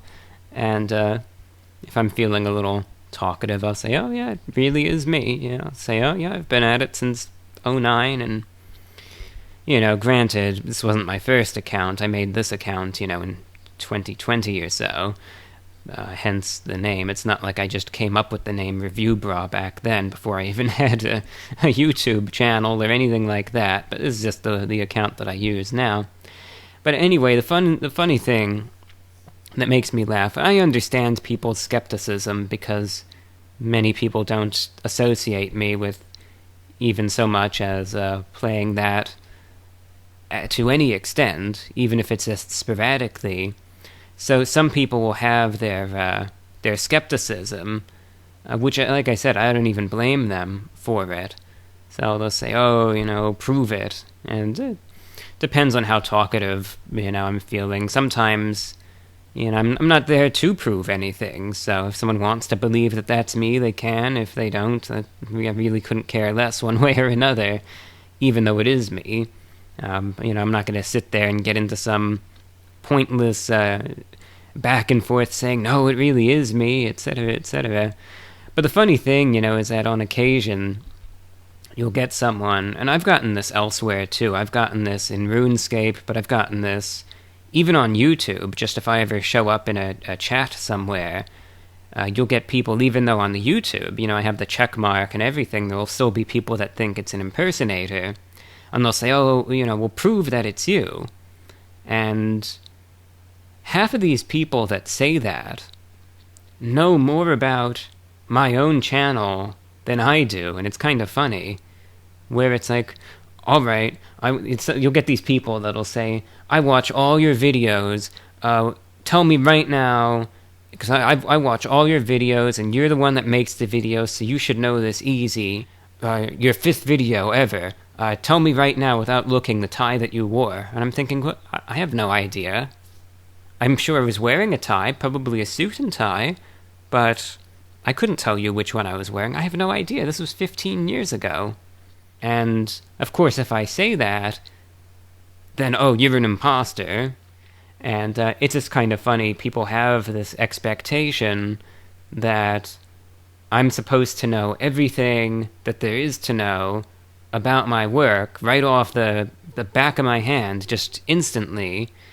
And I think a lot of you watching this channel, especially those of you who are regular, you know more about my work and what it is that I do here on YouTube than I actually do myself, despite being the one that actually gets behind the microphone here, or the person that's in front of the camera. You know more about my reviews than I do. You know more about what I say here on VORW than I do. Because believe me, I don't like rewatching my old work. I don't like listening to this crap, because that's what I think of it. I hate hearing my own voice, if you'd believe it. I have to suffer through this twice. Once when I'm recording it, and then a second time I have to do a final review of this, and re-listen to the whole thing, and it's hell. That's why I don't understand why people actually like this show. But, and then that's it. After I do that final review, I get this published, and then I never listen to it again. Because I don't like listening to it. There's nothing worth listening to here. For me, anyway. But it's just funny, and I guess I understand. People think that since, I'm the creator of all of this, then I should know everything about it, when the actual answer is far, far from the truth. So sometimes what I'll do, if people start giving me the pop quiz, I'll say, look, if you really want the proof, just leave a comment on my latest video, say, is that really you? And then I'll respond to it there. I'll say yes, and then you click the account, and then you'll see that it actually is me. And I say you could just do that, but if you prefer not to, it's fine with me. I don't mind either way. You could think and believe whatever you'd like, and doesn't matter to me one way or another. If you think it's actually me, or if you think it's an imposter, or what have you. Like I said, it doesn't bother me one way or the other. But I just find it amusing. And I think I read somewhere that other people kind of have that same problem, where you have people that know more about their own work than they do. And I could only say firsthand, I've dealt with that numerous times, and I just find it kind of funny. But yeah, that's just a loose thought that came to me. It reminded me, it was just something that, as I was going through my old videos, and I was thinking about nostalgia and what was 10 years ago, and I was going through the back catalog, and as I was doing that, it kind of sparked that little memory of that too, and it kind of made me laugh, to be honest. So, yeah, just a loose thought there. Well, is there anything else worth talking about? The, Sonic review looks like it's doing good, so that's encouraging. It's nice to see. It was funny, when I was setting that one up, there were some clouds that rolled in, because at first, the way that the sun was angled, I was actually kind of worried a little bit that it was going to be shining, that I was either going to be backlit, which isn't necessarily good for the lighting, or that it was going to be shining right on me from the side, and it would kind of make things like a little bleached out. And I have strategies for that. Sometimes if the sun is shining at an angle like that off camera, I'll set up like a little umbrella, and it'll absorb most of that and make the lighting a little nicer. And I could still film out there where I want to in that case. But as I was starting to mentally prepare myself for that, then all of a sudden all these clouds started coming in, and then before you know it actually started getting a little gloomy, and I thought, oh, this is very nice. This is a fortuitous turn of events. I was very thankful for that. It allowed for a nice, pleasant atmosphere to get the video all taken care of. So that worked out well. Alright. Well, I think that's about it as far as my babbling is concerned. So, let's get into the mailbag program now. I warn you all, I've recorded the mailbag segment in segments over about the last month. And over the course of this last month, I really haven't been feeling too well. I'm happy to say I'm feeling much better now. That's why I'm actually a little animated and I'm here doing it. But during the times where I recorded the mailbag segment, again, parts of it, I'm going to record a little bit more right now. As I'm here live, it's not actually live, but as I'm here right now, I'm going to go right into it and kind of finish it up. But I've already recorded a good deal of it, and I just wanted to mention, during some of these segments that you'll hear, it's all going to be edited together into one long, continuous thing. But there are some instances where I wasn't really feeling too well, and my voice isn't going to be too animated. It's going to be much kind of slower. It's going to be much weaker sounding, etc. I don't know if it's going to transfer, how well it will transfer to you as a listener, if you'll even notice it. But understand, if you notice segments where I sound considerably different or off, or I don't think it was as far as slurring my words, but if I just seemed, I don't know, very tired perhaps, very sluggish, heck, maybe if I slurred the words, I have no idea. I haven't listened over to it yet, so I don't even know how it sounds. If my voice, again, just sounds much weaker, exhausted, etc., I do apologize for that. You might notice it, you might not, but it was because I wasn't feeling the best, so it's going to be an array of various segments, all edited together, that, again, from the last month, come from some days where I was feeling better than others, and if you notice any stark difference, I do apologize. The purpose of the mailbag segment, as always, is a place where I open up the email and I read and respond to your correspondence. It is a blank slate. If you have any questions, comments, pieces of feedback, is there anything that you would like to share, anything you would like to hear my thoughts on, anything at all, it's a free-for-all, it's free-form, and all you have to do is send me an email. It could be long or short. simply email me, VORWINFO@gmail.com. That's VORWINFO@gmail.com. If you're not really sure how it works or what to write, just listen to the next segment and you'll easily see. You could pretty much just email me with any questions that you have. It can be about the channel, it can be about YouTube, it can be about anything. And understand, of course, the only caveat, I reserve the right not to answer anything that I'm not comfortable answering, but hey, throw your hat in the ring, shoot your shot, and see what happens. So, if you have any questions, comments, or like I said, if there's anything that isn't a question that you just want to share and talk about, have a little platform to do that, you're welcome to do that as well. Something if you want to share to the world, to all those of all the folks out there that are either sleeping or awake right now, listening either intently or not. The floor will be yours likewise. So, it's up to you. Like I said, email VORWINFO@gmail.com. Alright, what do we have? VORW, State of the Podcast. Howdy. I hope you're doing well. Have enjoyed watching your videos and listening to your podcast for a long time. I noticed that your last VORW upload was in August, indeed. From what you'd mentioned in previous podcast episodes, it wasn't something that you particularly enjoy doing, so I completely understand if you've put it on an indefinite hiatus. Which is curious if we ought to expect any more transmissions from that neck of the woods in the future. Hope you're having a great day, from Richie R. Thank you, Richie. Yeah, the show is over. It's done. So, no more podcasts. It's dead. As I answer that on the podcast, just playing with you, Richie. No, I just, it's a love-hate thing with it. It'll be here when it is, I guess is the best way to say it. Jonathan writes, hope the new year is going well.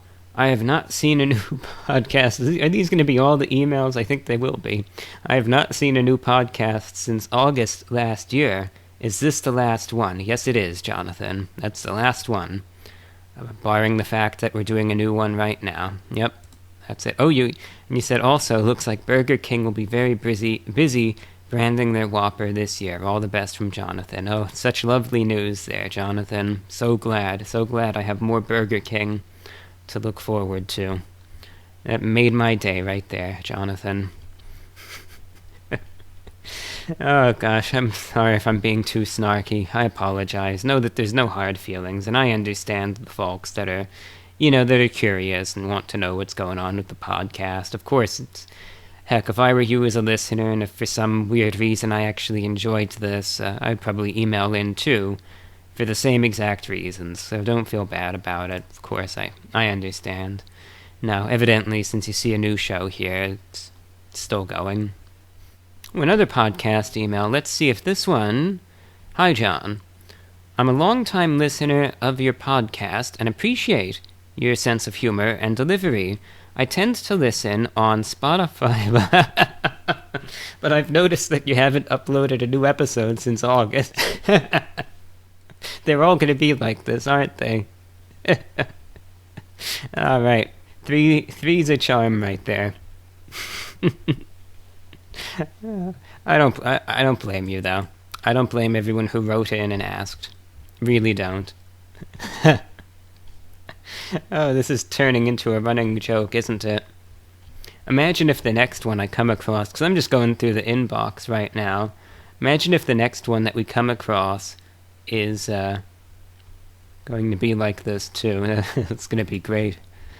What do you want to bet? What do you think the odds are going to be that the next one is going to mention August? What do you think? I'm saying it's at least 50-50. At least. Maybe as high. Maybe 60-40. We'll see. Oh, okay. Actually, you know what? This next email isn't in regards to the August break. Well, that's nice. Beth is checking in. Beth, thank you. Something different to read right now. This is nice.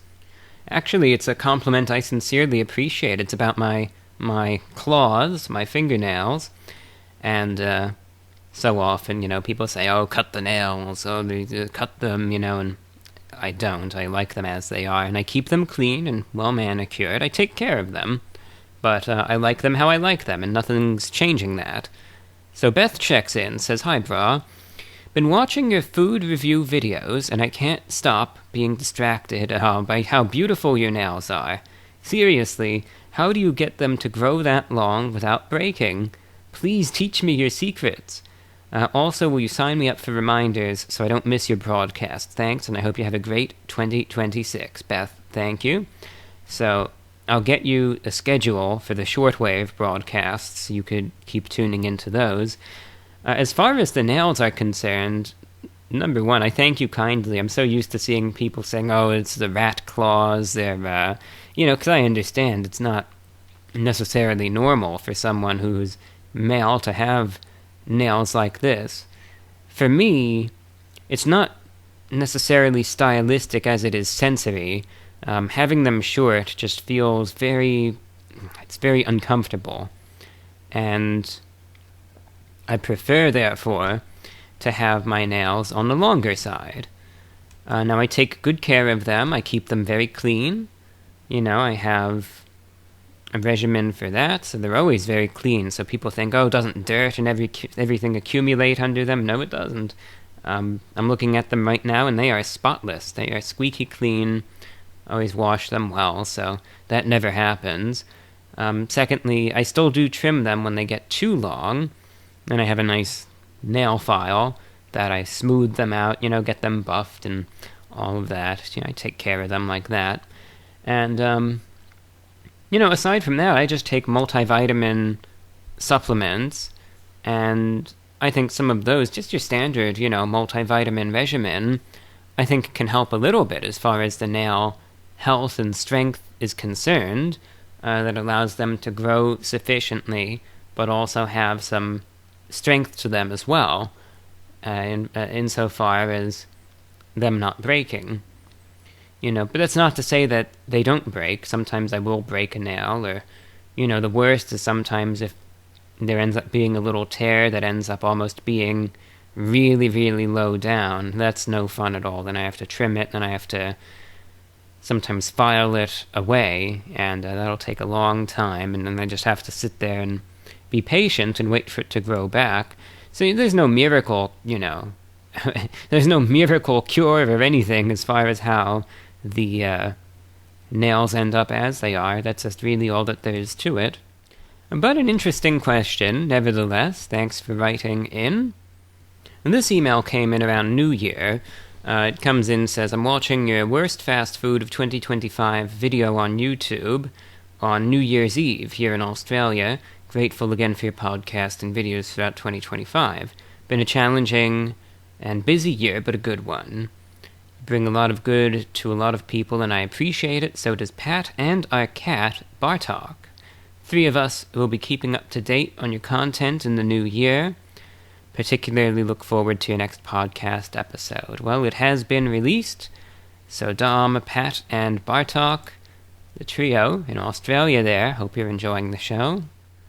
Hello to Julian. You sent a nice message of appreciation for the podcast, but it was also one of understanding, too. You said, well, essentially, that if you decide not to do it anymore, I understand it, I'll miss it, but I understand. And thanks for that, Julian. Much appreciated. Alright, anything else before we get into... Because the other segments I already recorded. So right now I'm just kind of skimming through the inbox and seeing if there's anything that I missed. Let's see. I bet this one is called Just Checking. I bet that's gotta be about the podcast. Let's see. Hello, John. This is my first email to you. Just checking that you're okay since there hasn't been a podcast for a while. Listen to them for relaxation and to combat the noise of everyday life.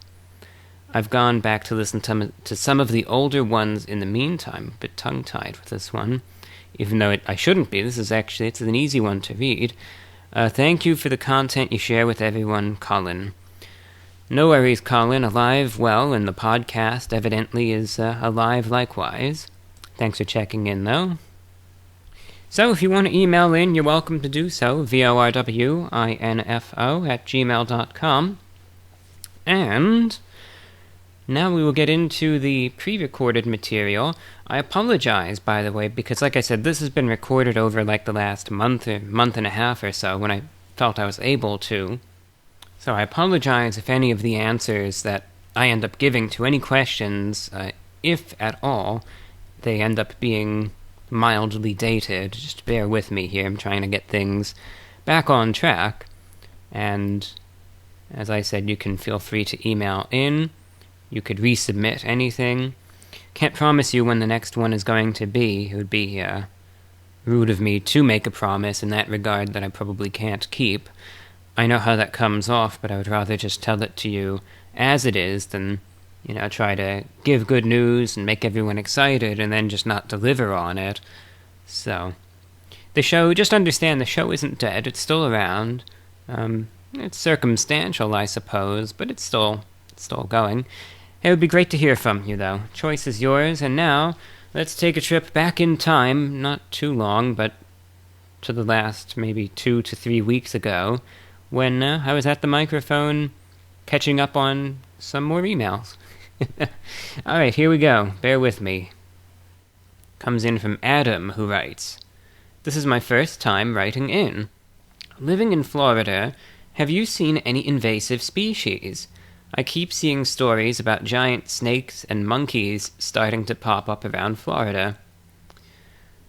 I have seen invasive species, although it's none a story as dramatic as the Burmese pythons, as they call them, that you do see down in the Everglades, or the monkeys, which I think are up there in north-central Florida, maybe near, is it Ocala, I believe? And I think there's some rumor, maybe it's true, that they're all infected with some STD or something, that they're like, that they're infected with hepatitis or something like that. I don't know if that's true or not, but I remember reading something about that. But I have seen invasive species, but like I said, I haven't seen any of either of those, of which I am thankful in both cases.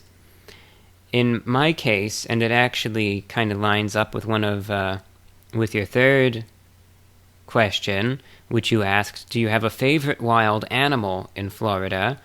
You say my favorite animal is an alligator. I have fond memories of feeding the obese gators at Gatorland when my family would go on vacation to Florida. You write, "Thank you for taking the time to read this and creating such entertaining content. I love your authenticity." So thank you, Adam. And the reason why I kind of wanted to mention that is because the answer to the third question actually ties into the second. You see, I like the lizards in Florida the best. They are my favorite animals here in the state of Florida. I really like the lizards. And the thing is, theoretically speaking, the lizards that I see the most of, the brown anole lizards, are theoretically invasive to the state of Florida. Now, granted, there are so many of them at this point that, they're kind of just, they're very established here. They're not going away. And I honestly like having them around. So as an invasive species, they don't bother me one single bit. I love the little guys. They're, I really enjoy having them around. And I do everything I can, actually, to make a comfortable habitat for them. But the brown anole lizards are theoretically invasive. And then I also love the little geckos that I see. I believe they might be Mediterranean house geckos. They come out at night, and I always turn on a little light for them outside that they gather around and feast on the insects that come to that light. I believe they may be considered invasive as well, but I really like them too. So the geckos and lizards. And of course, there are other lizards that are non-invasive that I also see, such as the green anole lizards and various skinks, I believe they're called, which I also quite enjoy seeing.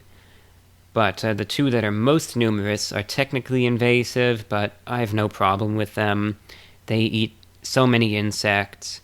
I enjoy looking at them and watching them and observing their mannerisms, that invasive or not, I like having them around.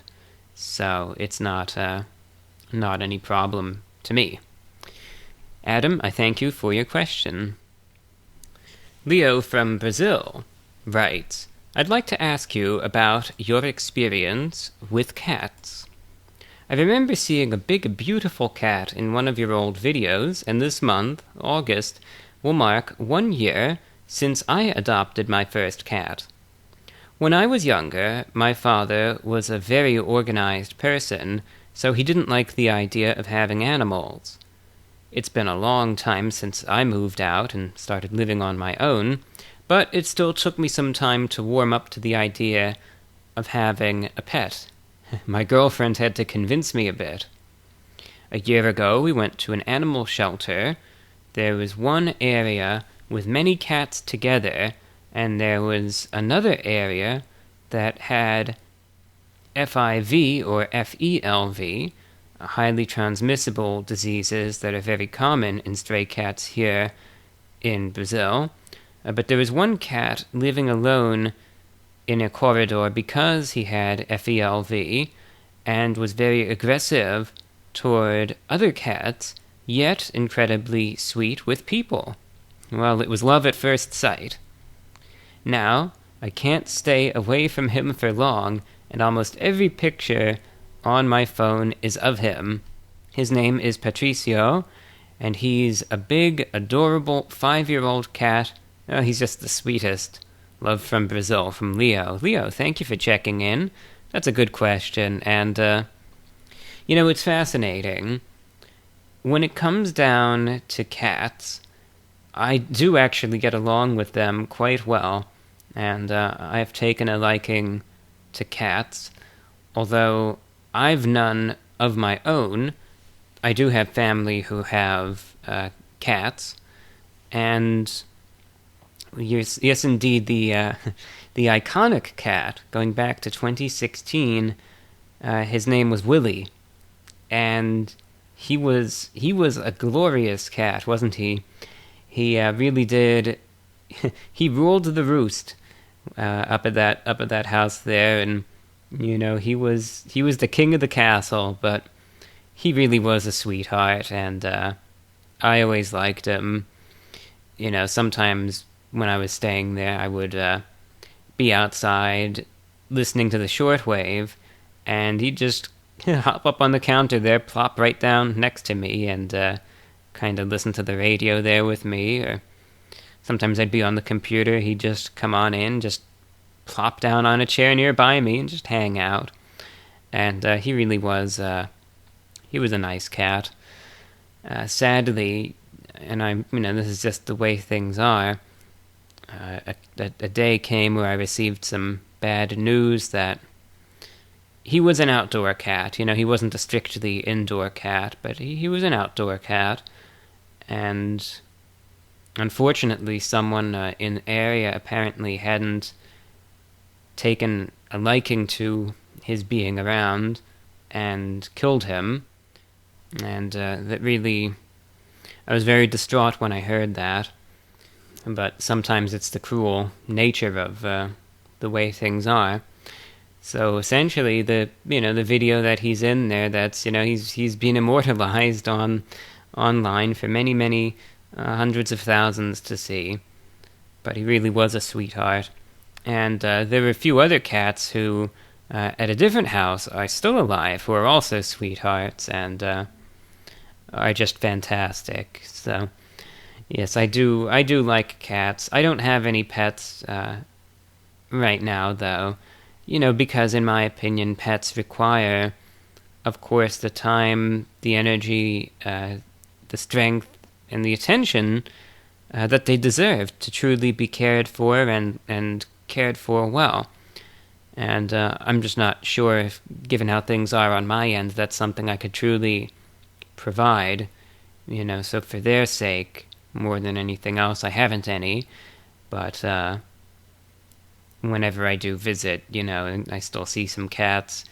I like them, and they seem to have a liking to me as well. There's this one smoky gray cat who, he's the best.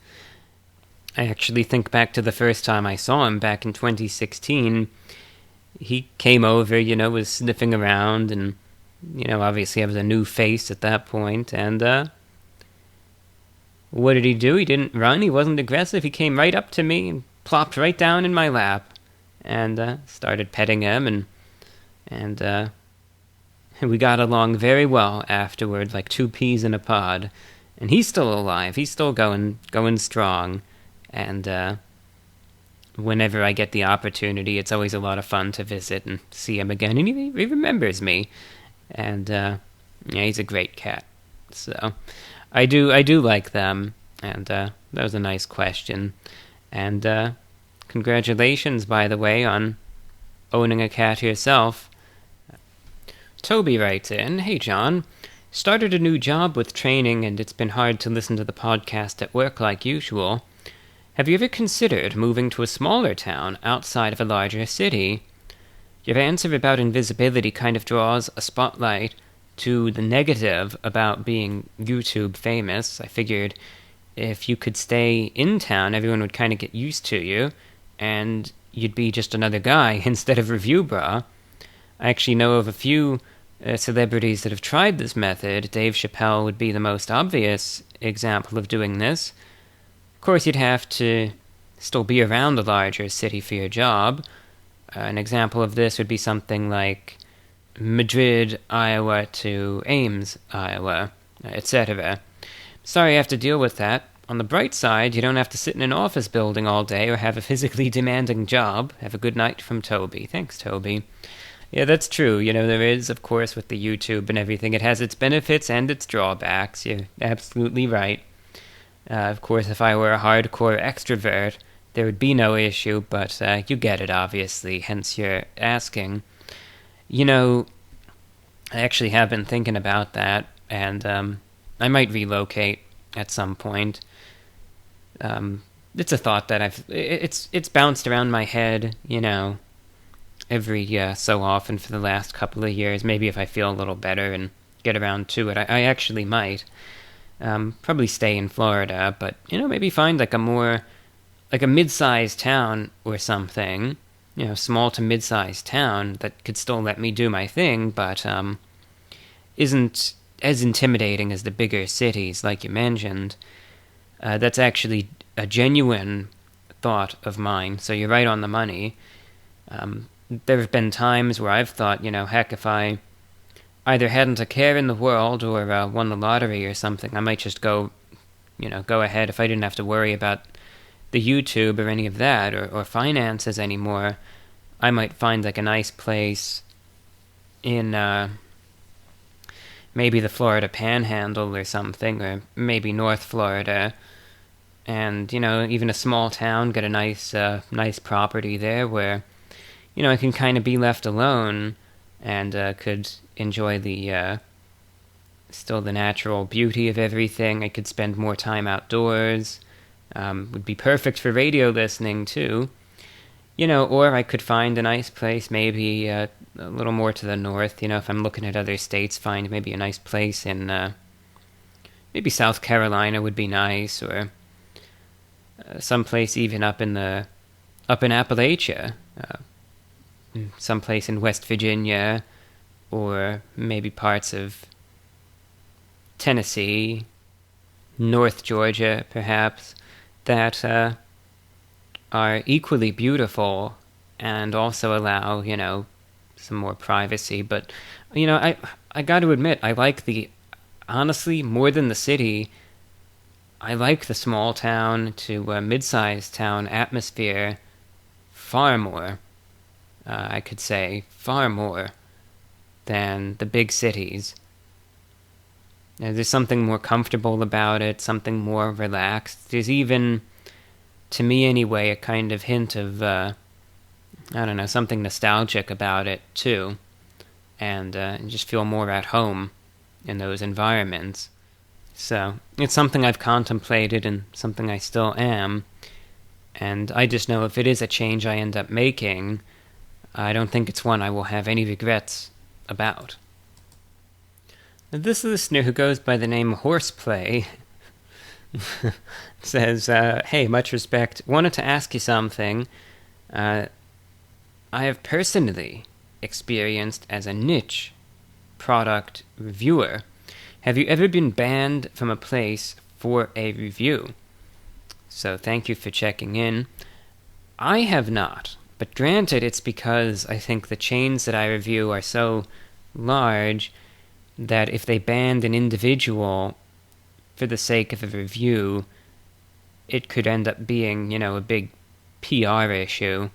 So I've never been banned for an establishment or banned from an establishment for a review that I did, but like you mentioned, I've heard of that happening. I think that if someone gives a review of a place and has a negative experience, or if it's just not their thing, and, they're not deliberately going out of their way to try to, intentionally give a place a horrible score, but, they just had a bad experience, any place that bans someone for doing that, therefore, is a horribly run establishment, if you ask me, and is not deserving of one's business. I think that nonsense is childish, incredibly immature, and extremely unprofessional. I don't look fondly upon any place that bans someone just because they gave them a bad review. If anything, that likely tells me, again, aside from special circumstances, that place likely deserved the review that it got, and perhaps then some, if this is how they handle things. Chris in Rhode Island writes, hope you've been okay.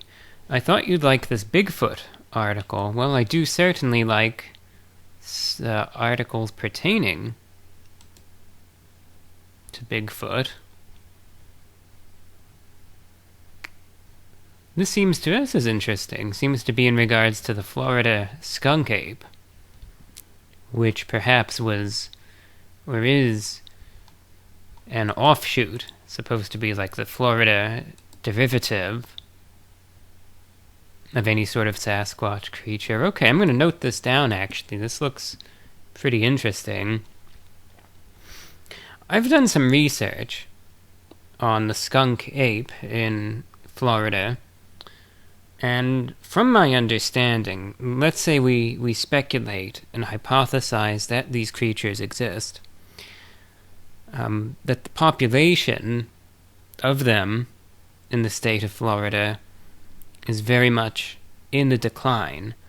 And I've done this because in my free time, and you could probably tell it was a slow night for me to actually do this, this was some months ago, but I took a look through whatever reports I could find that seemed to at least be to have any sort of legitimacy or believability, whether or not the person actually saw what they claimed that they saw. Looking at such reports, if it seems likely that it actually happened, whether or not, like I said, it was misidentification or not. And I tried to compile the dates and locations based on the region in Florida that they were reported in. And amusingly, the number of skunk ape reports, like I said, is very much on the decline. But amusingly, there's actually a correlation where in some of the more recent reports, people actually, in numerous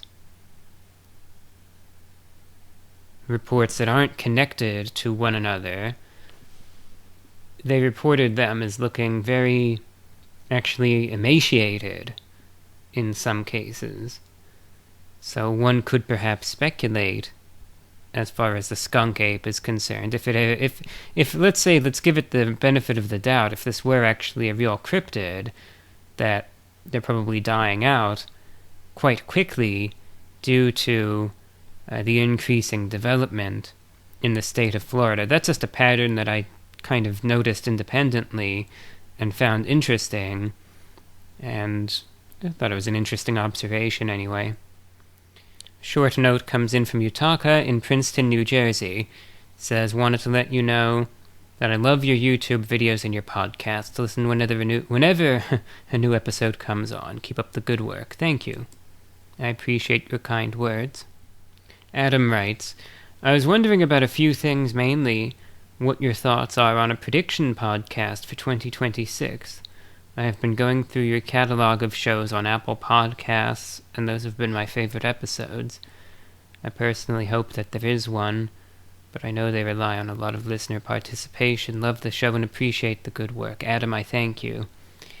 I don't know if there will be one for 2026. Mostly, I just think it's just going to be the same old.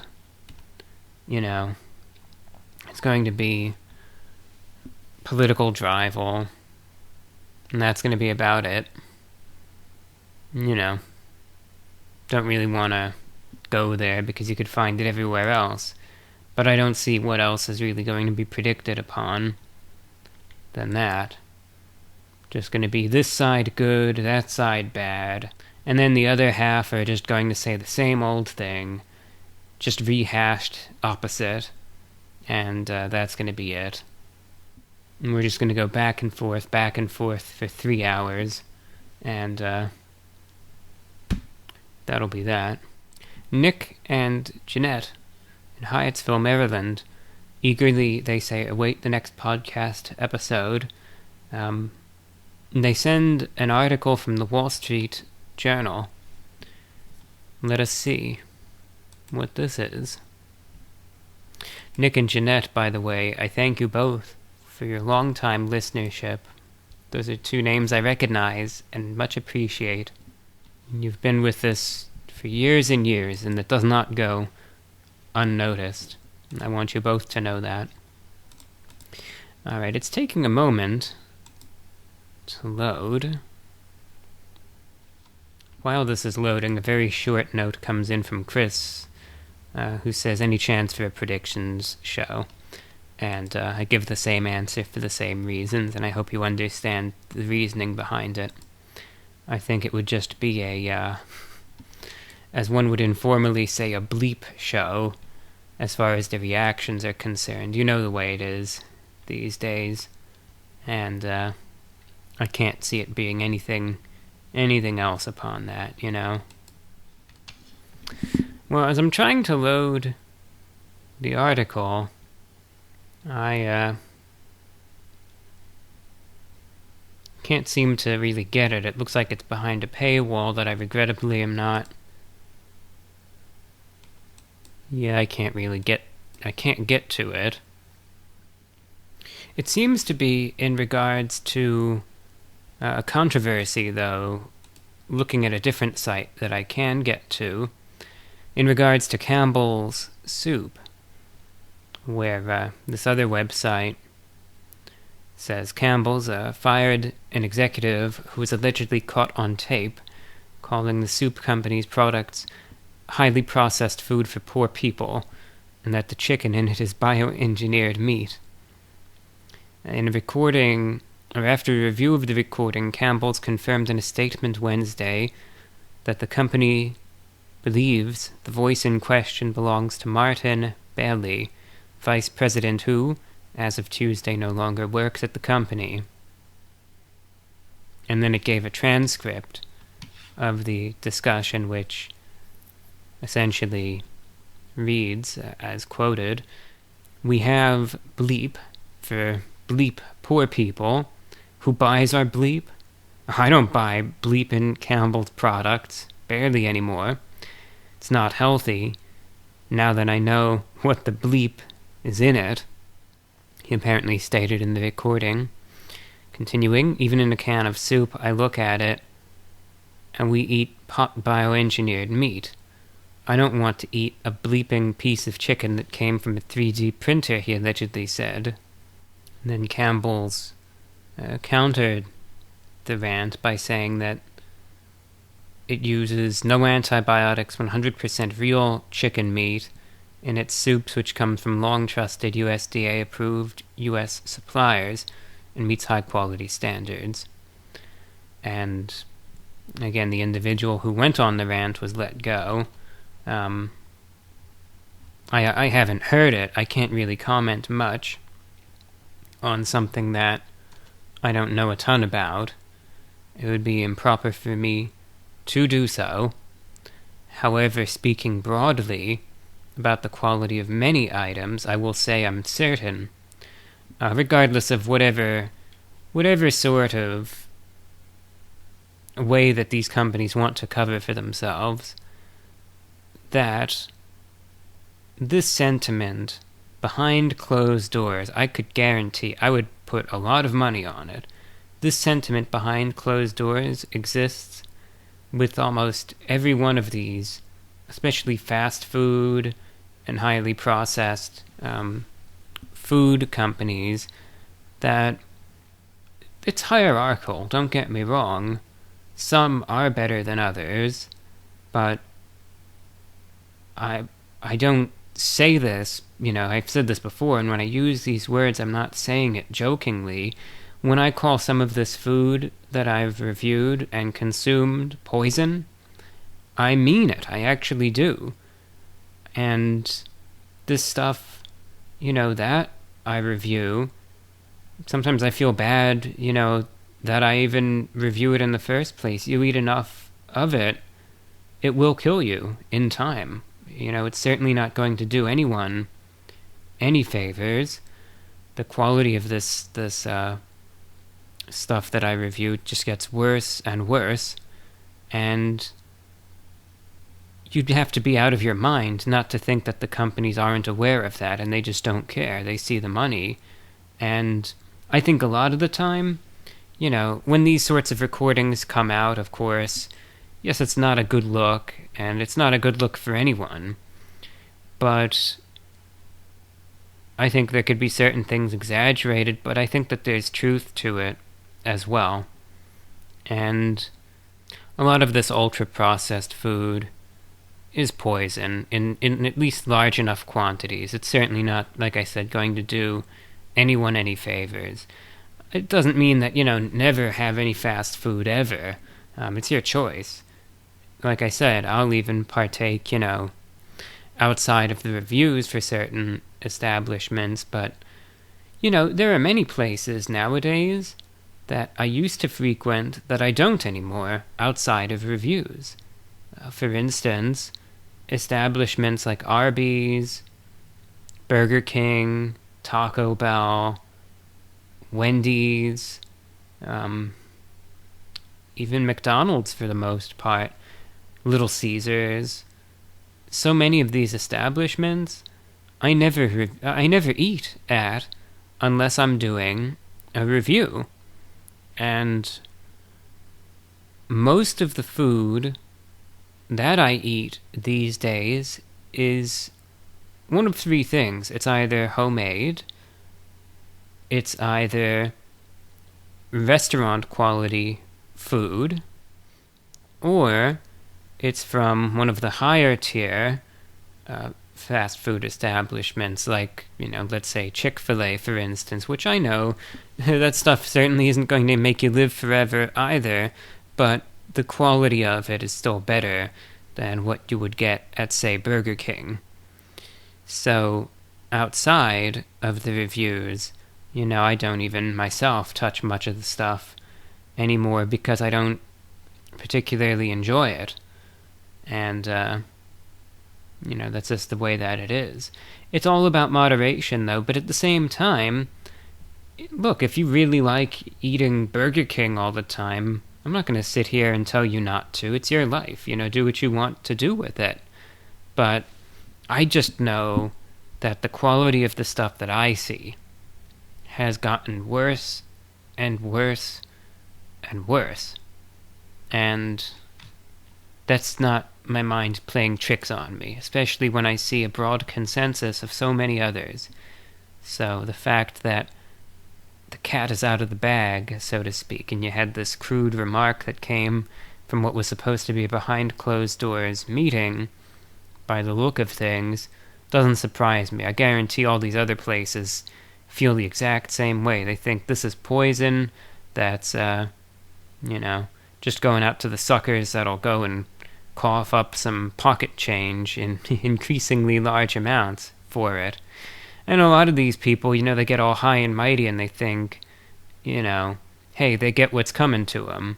They're too stupid to not realize it, so they deserve it.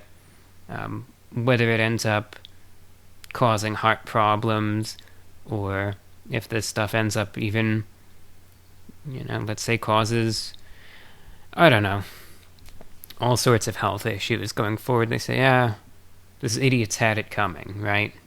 That's what a lot of these companies look at and think of, the people that give them business these days. And that's why, especially because of that attitude and the complete lack of care or respect that they have towards the people that even keep them in business, these places just keep getting worse and worse. And it ends up just getting a feedback loop of sorts where I just don't see it getting much better. This is highly opinionated, of course, but this is just what I see.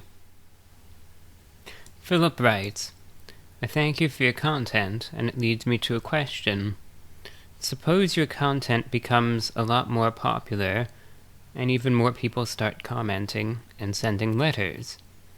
Would you at any point consider hiring an assistant or some sort of PR firm which would go through all the mail for you, monitor all the trends, advise you, etc.? I believe you would not hire a video editor, even if you had the extra money. I, for one, would definitely not like radical changes to the format of your reviews. Kind regards from Philip. Philip, I thank you. No, the answer most definitely is that I would not. And I think I would just keep things going exactly the same way as they are. The way that I look at it, when I first started doing things, I for the first 2 years that I did the YouTube channel, I only got 200 subscribers.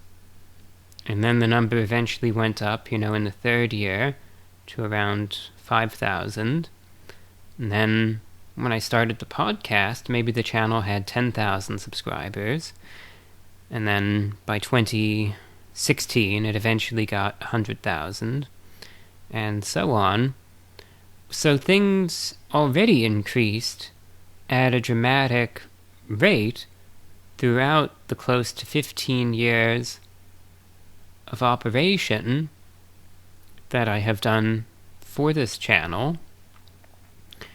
And through that time, despite things increasing at the rate that they have, I've largely kept the means of conducting said channel as close to the same way as I always have. And it's not out of a sense of obligation, but it's merely how I prefer it.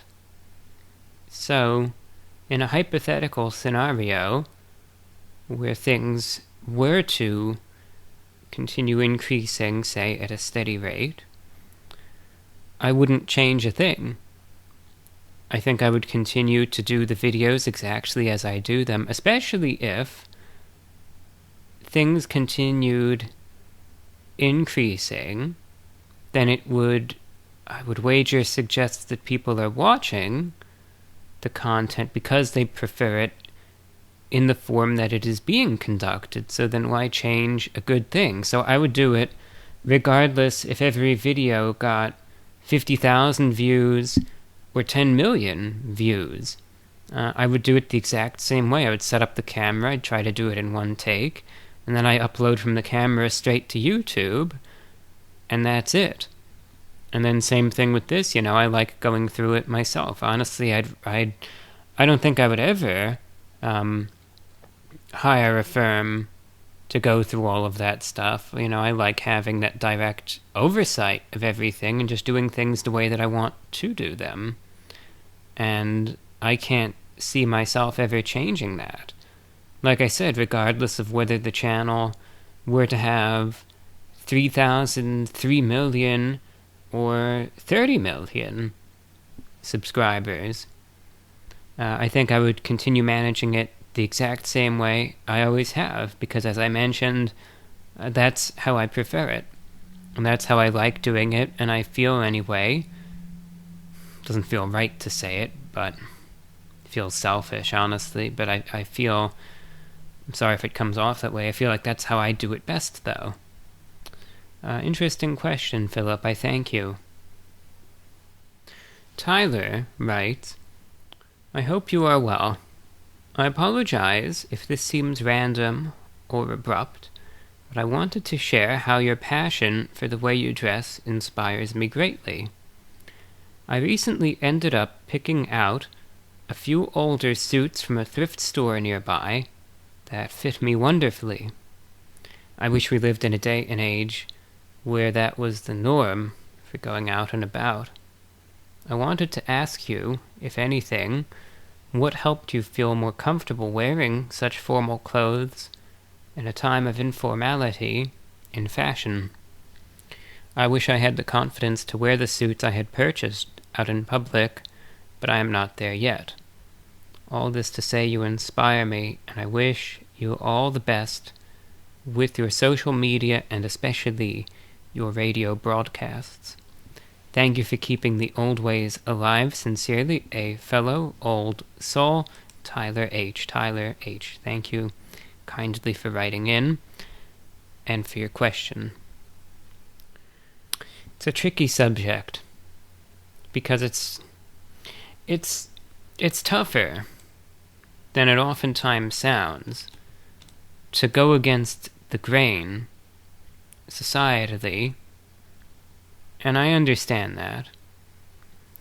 And I also understand, because this is something that I've paid attention to in my free time, that the number of people, at least here in the United States, that wear full suits and ties has decreased greatly over the last 5 years. COVID especially really did a number on formality that you simply see, what I call institutional formality, wearing, a suit and tie to the office, or wearing a tie in certain professions like medicine or education, etc. Even in some cases, even in outside the courtroom with certain law firms, it's getting rarer to see full suits. Real estate, likewise, that in the last 5 years, thanks to COVID, that especially hastened something that was already in a slower decline. When everyone got locked down back in 2020, a lot of people hung up the suits and ties and then never put them back on again. And that's why, you see so often now, at best, you'll see maybe a dress shirt tucked in with some dress pants, and that's about it.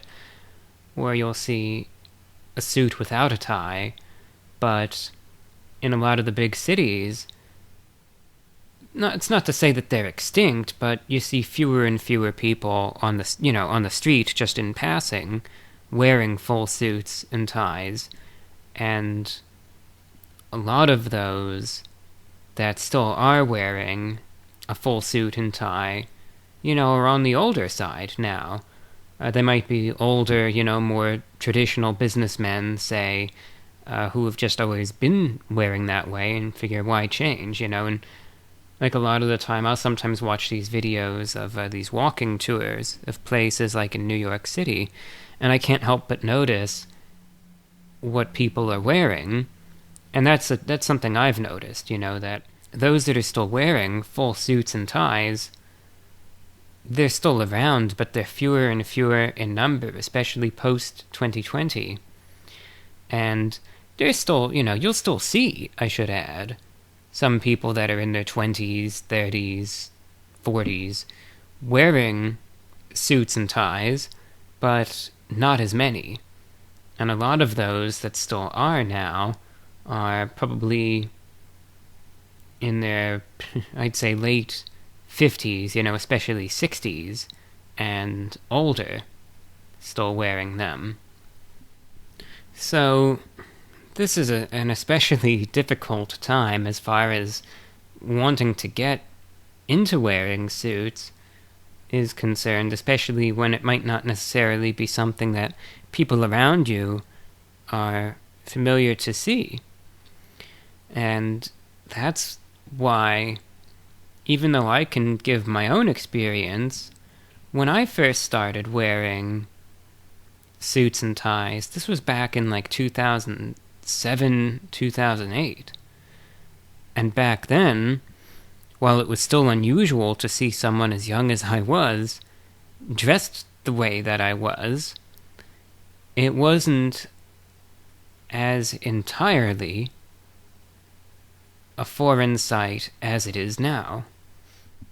Regardless, I will say that when I first started dressing more formally, it was a process. And even back then, when a lot more people around me, obviously people older than me, right? But I mean, you think even in the 2000s, in most offices still, especially where I was growing up in New York, you were still expected to be wearing a dress shirt and tie at a minimum. And it was just a lot more common to see suits and ties back then. It wasn't even too long ago, but I mean, it's still, well, actually it kind of is. We're now almost getting on 20 years, so what am I even talking about? It doesn't feel like it was that long ago, but I guess it really was.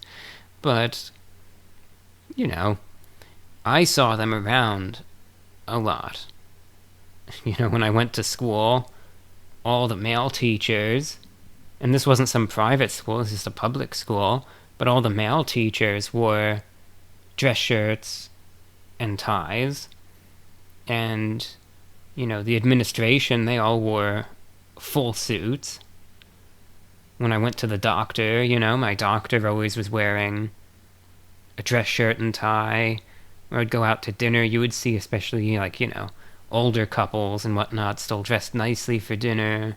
And, you know, you'd go to church and a lot of people would be dressed nicely. And, you know, you just saw it more than you do today. So, even though, like I said, it still wasn't normal for a kid to dress like that, you didn't totally stand out as much as you would today. Definitely stand out more today, I guess is what I'm saying. Because I've seen the decline compared to them, compared to back then, I should say, firsthand. And either way, though, even in those circumstances, it was tough. And there were times where I was scared. I felt, you know, apprehensive. Even when they were much more common, it still felt I had to work up the guts to actually do it. Nowadays, I'm at a point where I couldn't go anywhere without wearing, you know, a suit and tie. It would just feel too weird. And even though it's at a point where such dress is increasingly uncommon, one thing that has helped in my case, anyway, there's two things. Number one, there's just a part of me that's just kinda, I just don't care anymore. And that's really it. I don't care. If someone actually wants to waste the time and laugh, I really just don't care, then they can go ahead and do it. It doesn't matter to me one single bit. I'm just going to keep living my life, regardless of what someone wants to say or think. And if they want to sit there and waste their time because I decided to dress respectfully, what is it to me? So there's that part of things where, you know, it's just not even something I think about anymore. I think it also helps, though, that I've just been doing it for so long. But another thing that's helped for me is the fact that with time, I think it went from being, the kid that wears the suits and people think, oh, what are you dressed up for today, and catches the eye, towards nowadays, because my own personal appearance, it went from looking like a pudgy little schoolboy to now just looking like some weird-looking, pale, anemic adult. They just assume, well, I guess this guy has a job that maybe still requires wearing a suit. And no one really bats an eye as much anymore. They might think, oh, I don't see that as much anymore, but aside from that, people just assume that, provided they don't recognize me from YouTube, they just assume that I'm wearing it, for one reason or another, that I've actually had people say this is why I say it, I've had people say, that they either think that I work in the legal system, or they assume that I work perhaps with, Christian ministry, obviously because the style of suits that I wear is also not fashion forward. It's extremely conservative by today's standards. So, I've had some people think, therefore, that I've had people think that I'm a religious minister or a missionary or involved in some sort of religious outreach. And, they'll just assume that this is just how I dress, and, so no questions asked. So it gets easier in that regard. But, regardless of what people think, what's most important is that wearing this clothing, to me anyway, is like a second skin.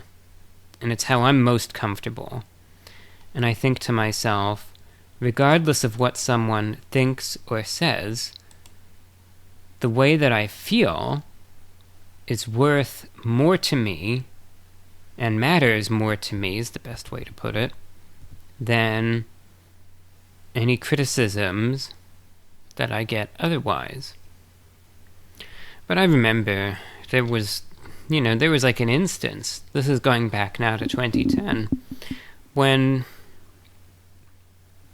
by then I'd been wearing suits for a couple years, but I was a teenager, and I obviously still stood out. And I remember there was one evening where I ended up going, I think it was to the mall, and I was wearing a full suit. I remember that. I couldn't tell you what I was wearing. I just know I was wearing a full suit and tie. And it was quite busy. I think I was in the food court. I think I was standing on line to get something to eat. And I remember, because, in those environments it's quite noisy, but I remember hearing, despite all of the background noise, which is quite loud, hearing this very raucous laughter. It's one of those instances where the sound just cuts through everything else. It felt like it was particularly loud and directed. And I remember it because it was so seemingly loud. I noticed it above all of the other noise that I was hearing from the background conversation that all just blended into one indistinct sound.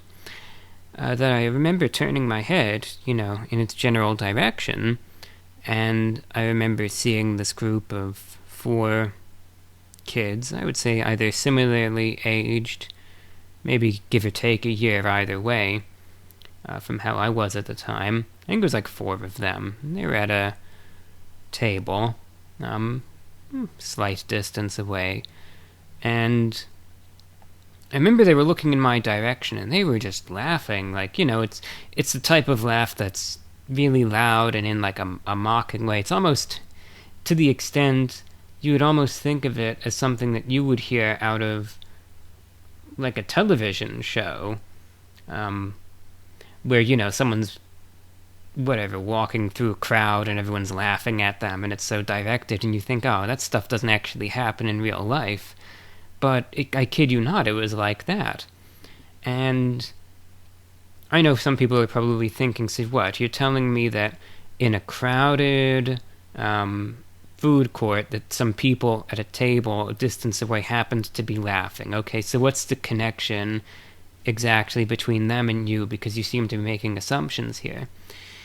So I remember looking at them, because that's a good question, one worth asking. I remember looking at them, and being that they most certainly were not discreet, number one, they were looking at me to the extent where I actually made eye contact with them, and at first I actually kind of looked, I was thinking, why are they looking at me? Are they looking at something around me? Did someone drop their food? What's going on here? But then I also remembered, because they were quite loud, that one of the people at the table, I remember then said, who's something like, was kind of going, I remember it's not verbatim, but to an extent was saying, shh, he's looking at you, he's looking at us, shh, to that. Obviously, as I was looking at them, to which they were still trying to then muffle their laughter. I didn't know any of these people, mind you. They're just some random, stupid kids. But that's when I realized that for some reason, they must have found the sight of someone their age dressed in a suit. I mean, when, for all they could have known, I could have been coming from a wedding or a funeral or something.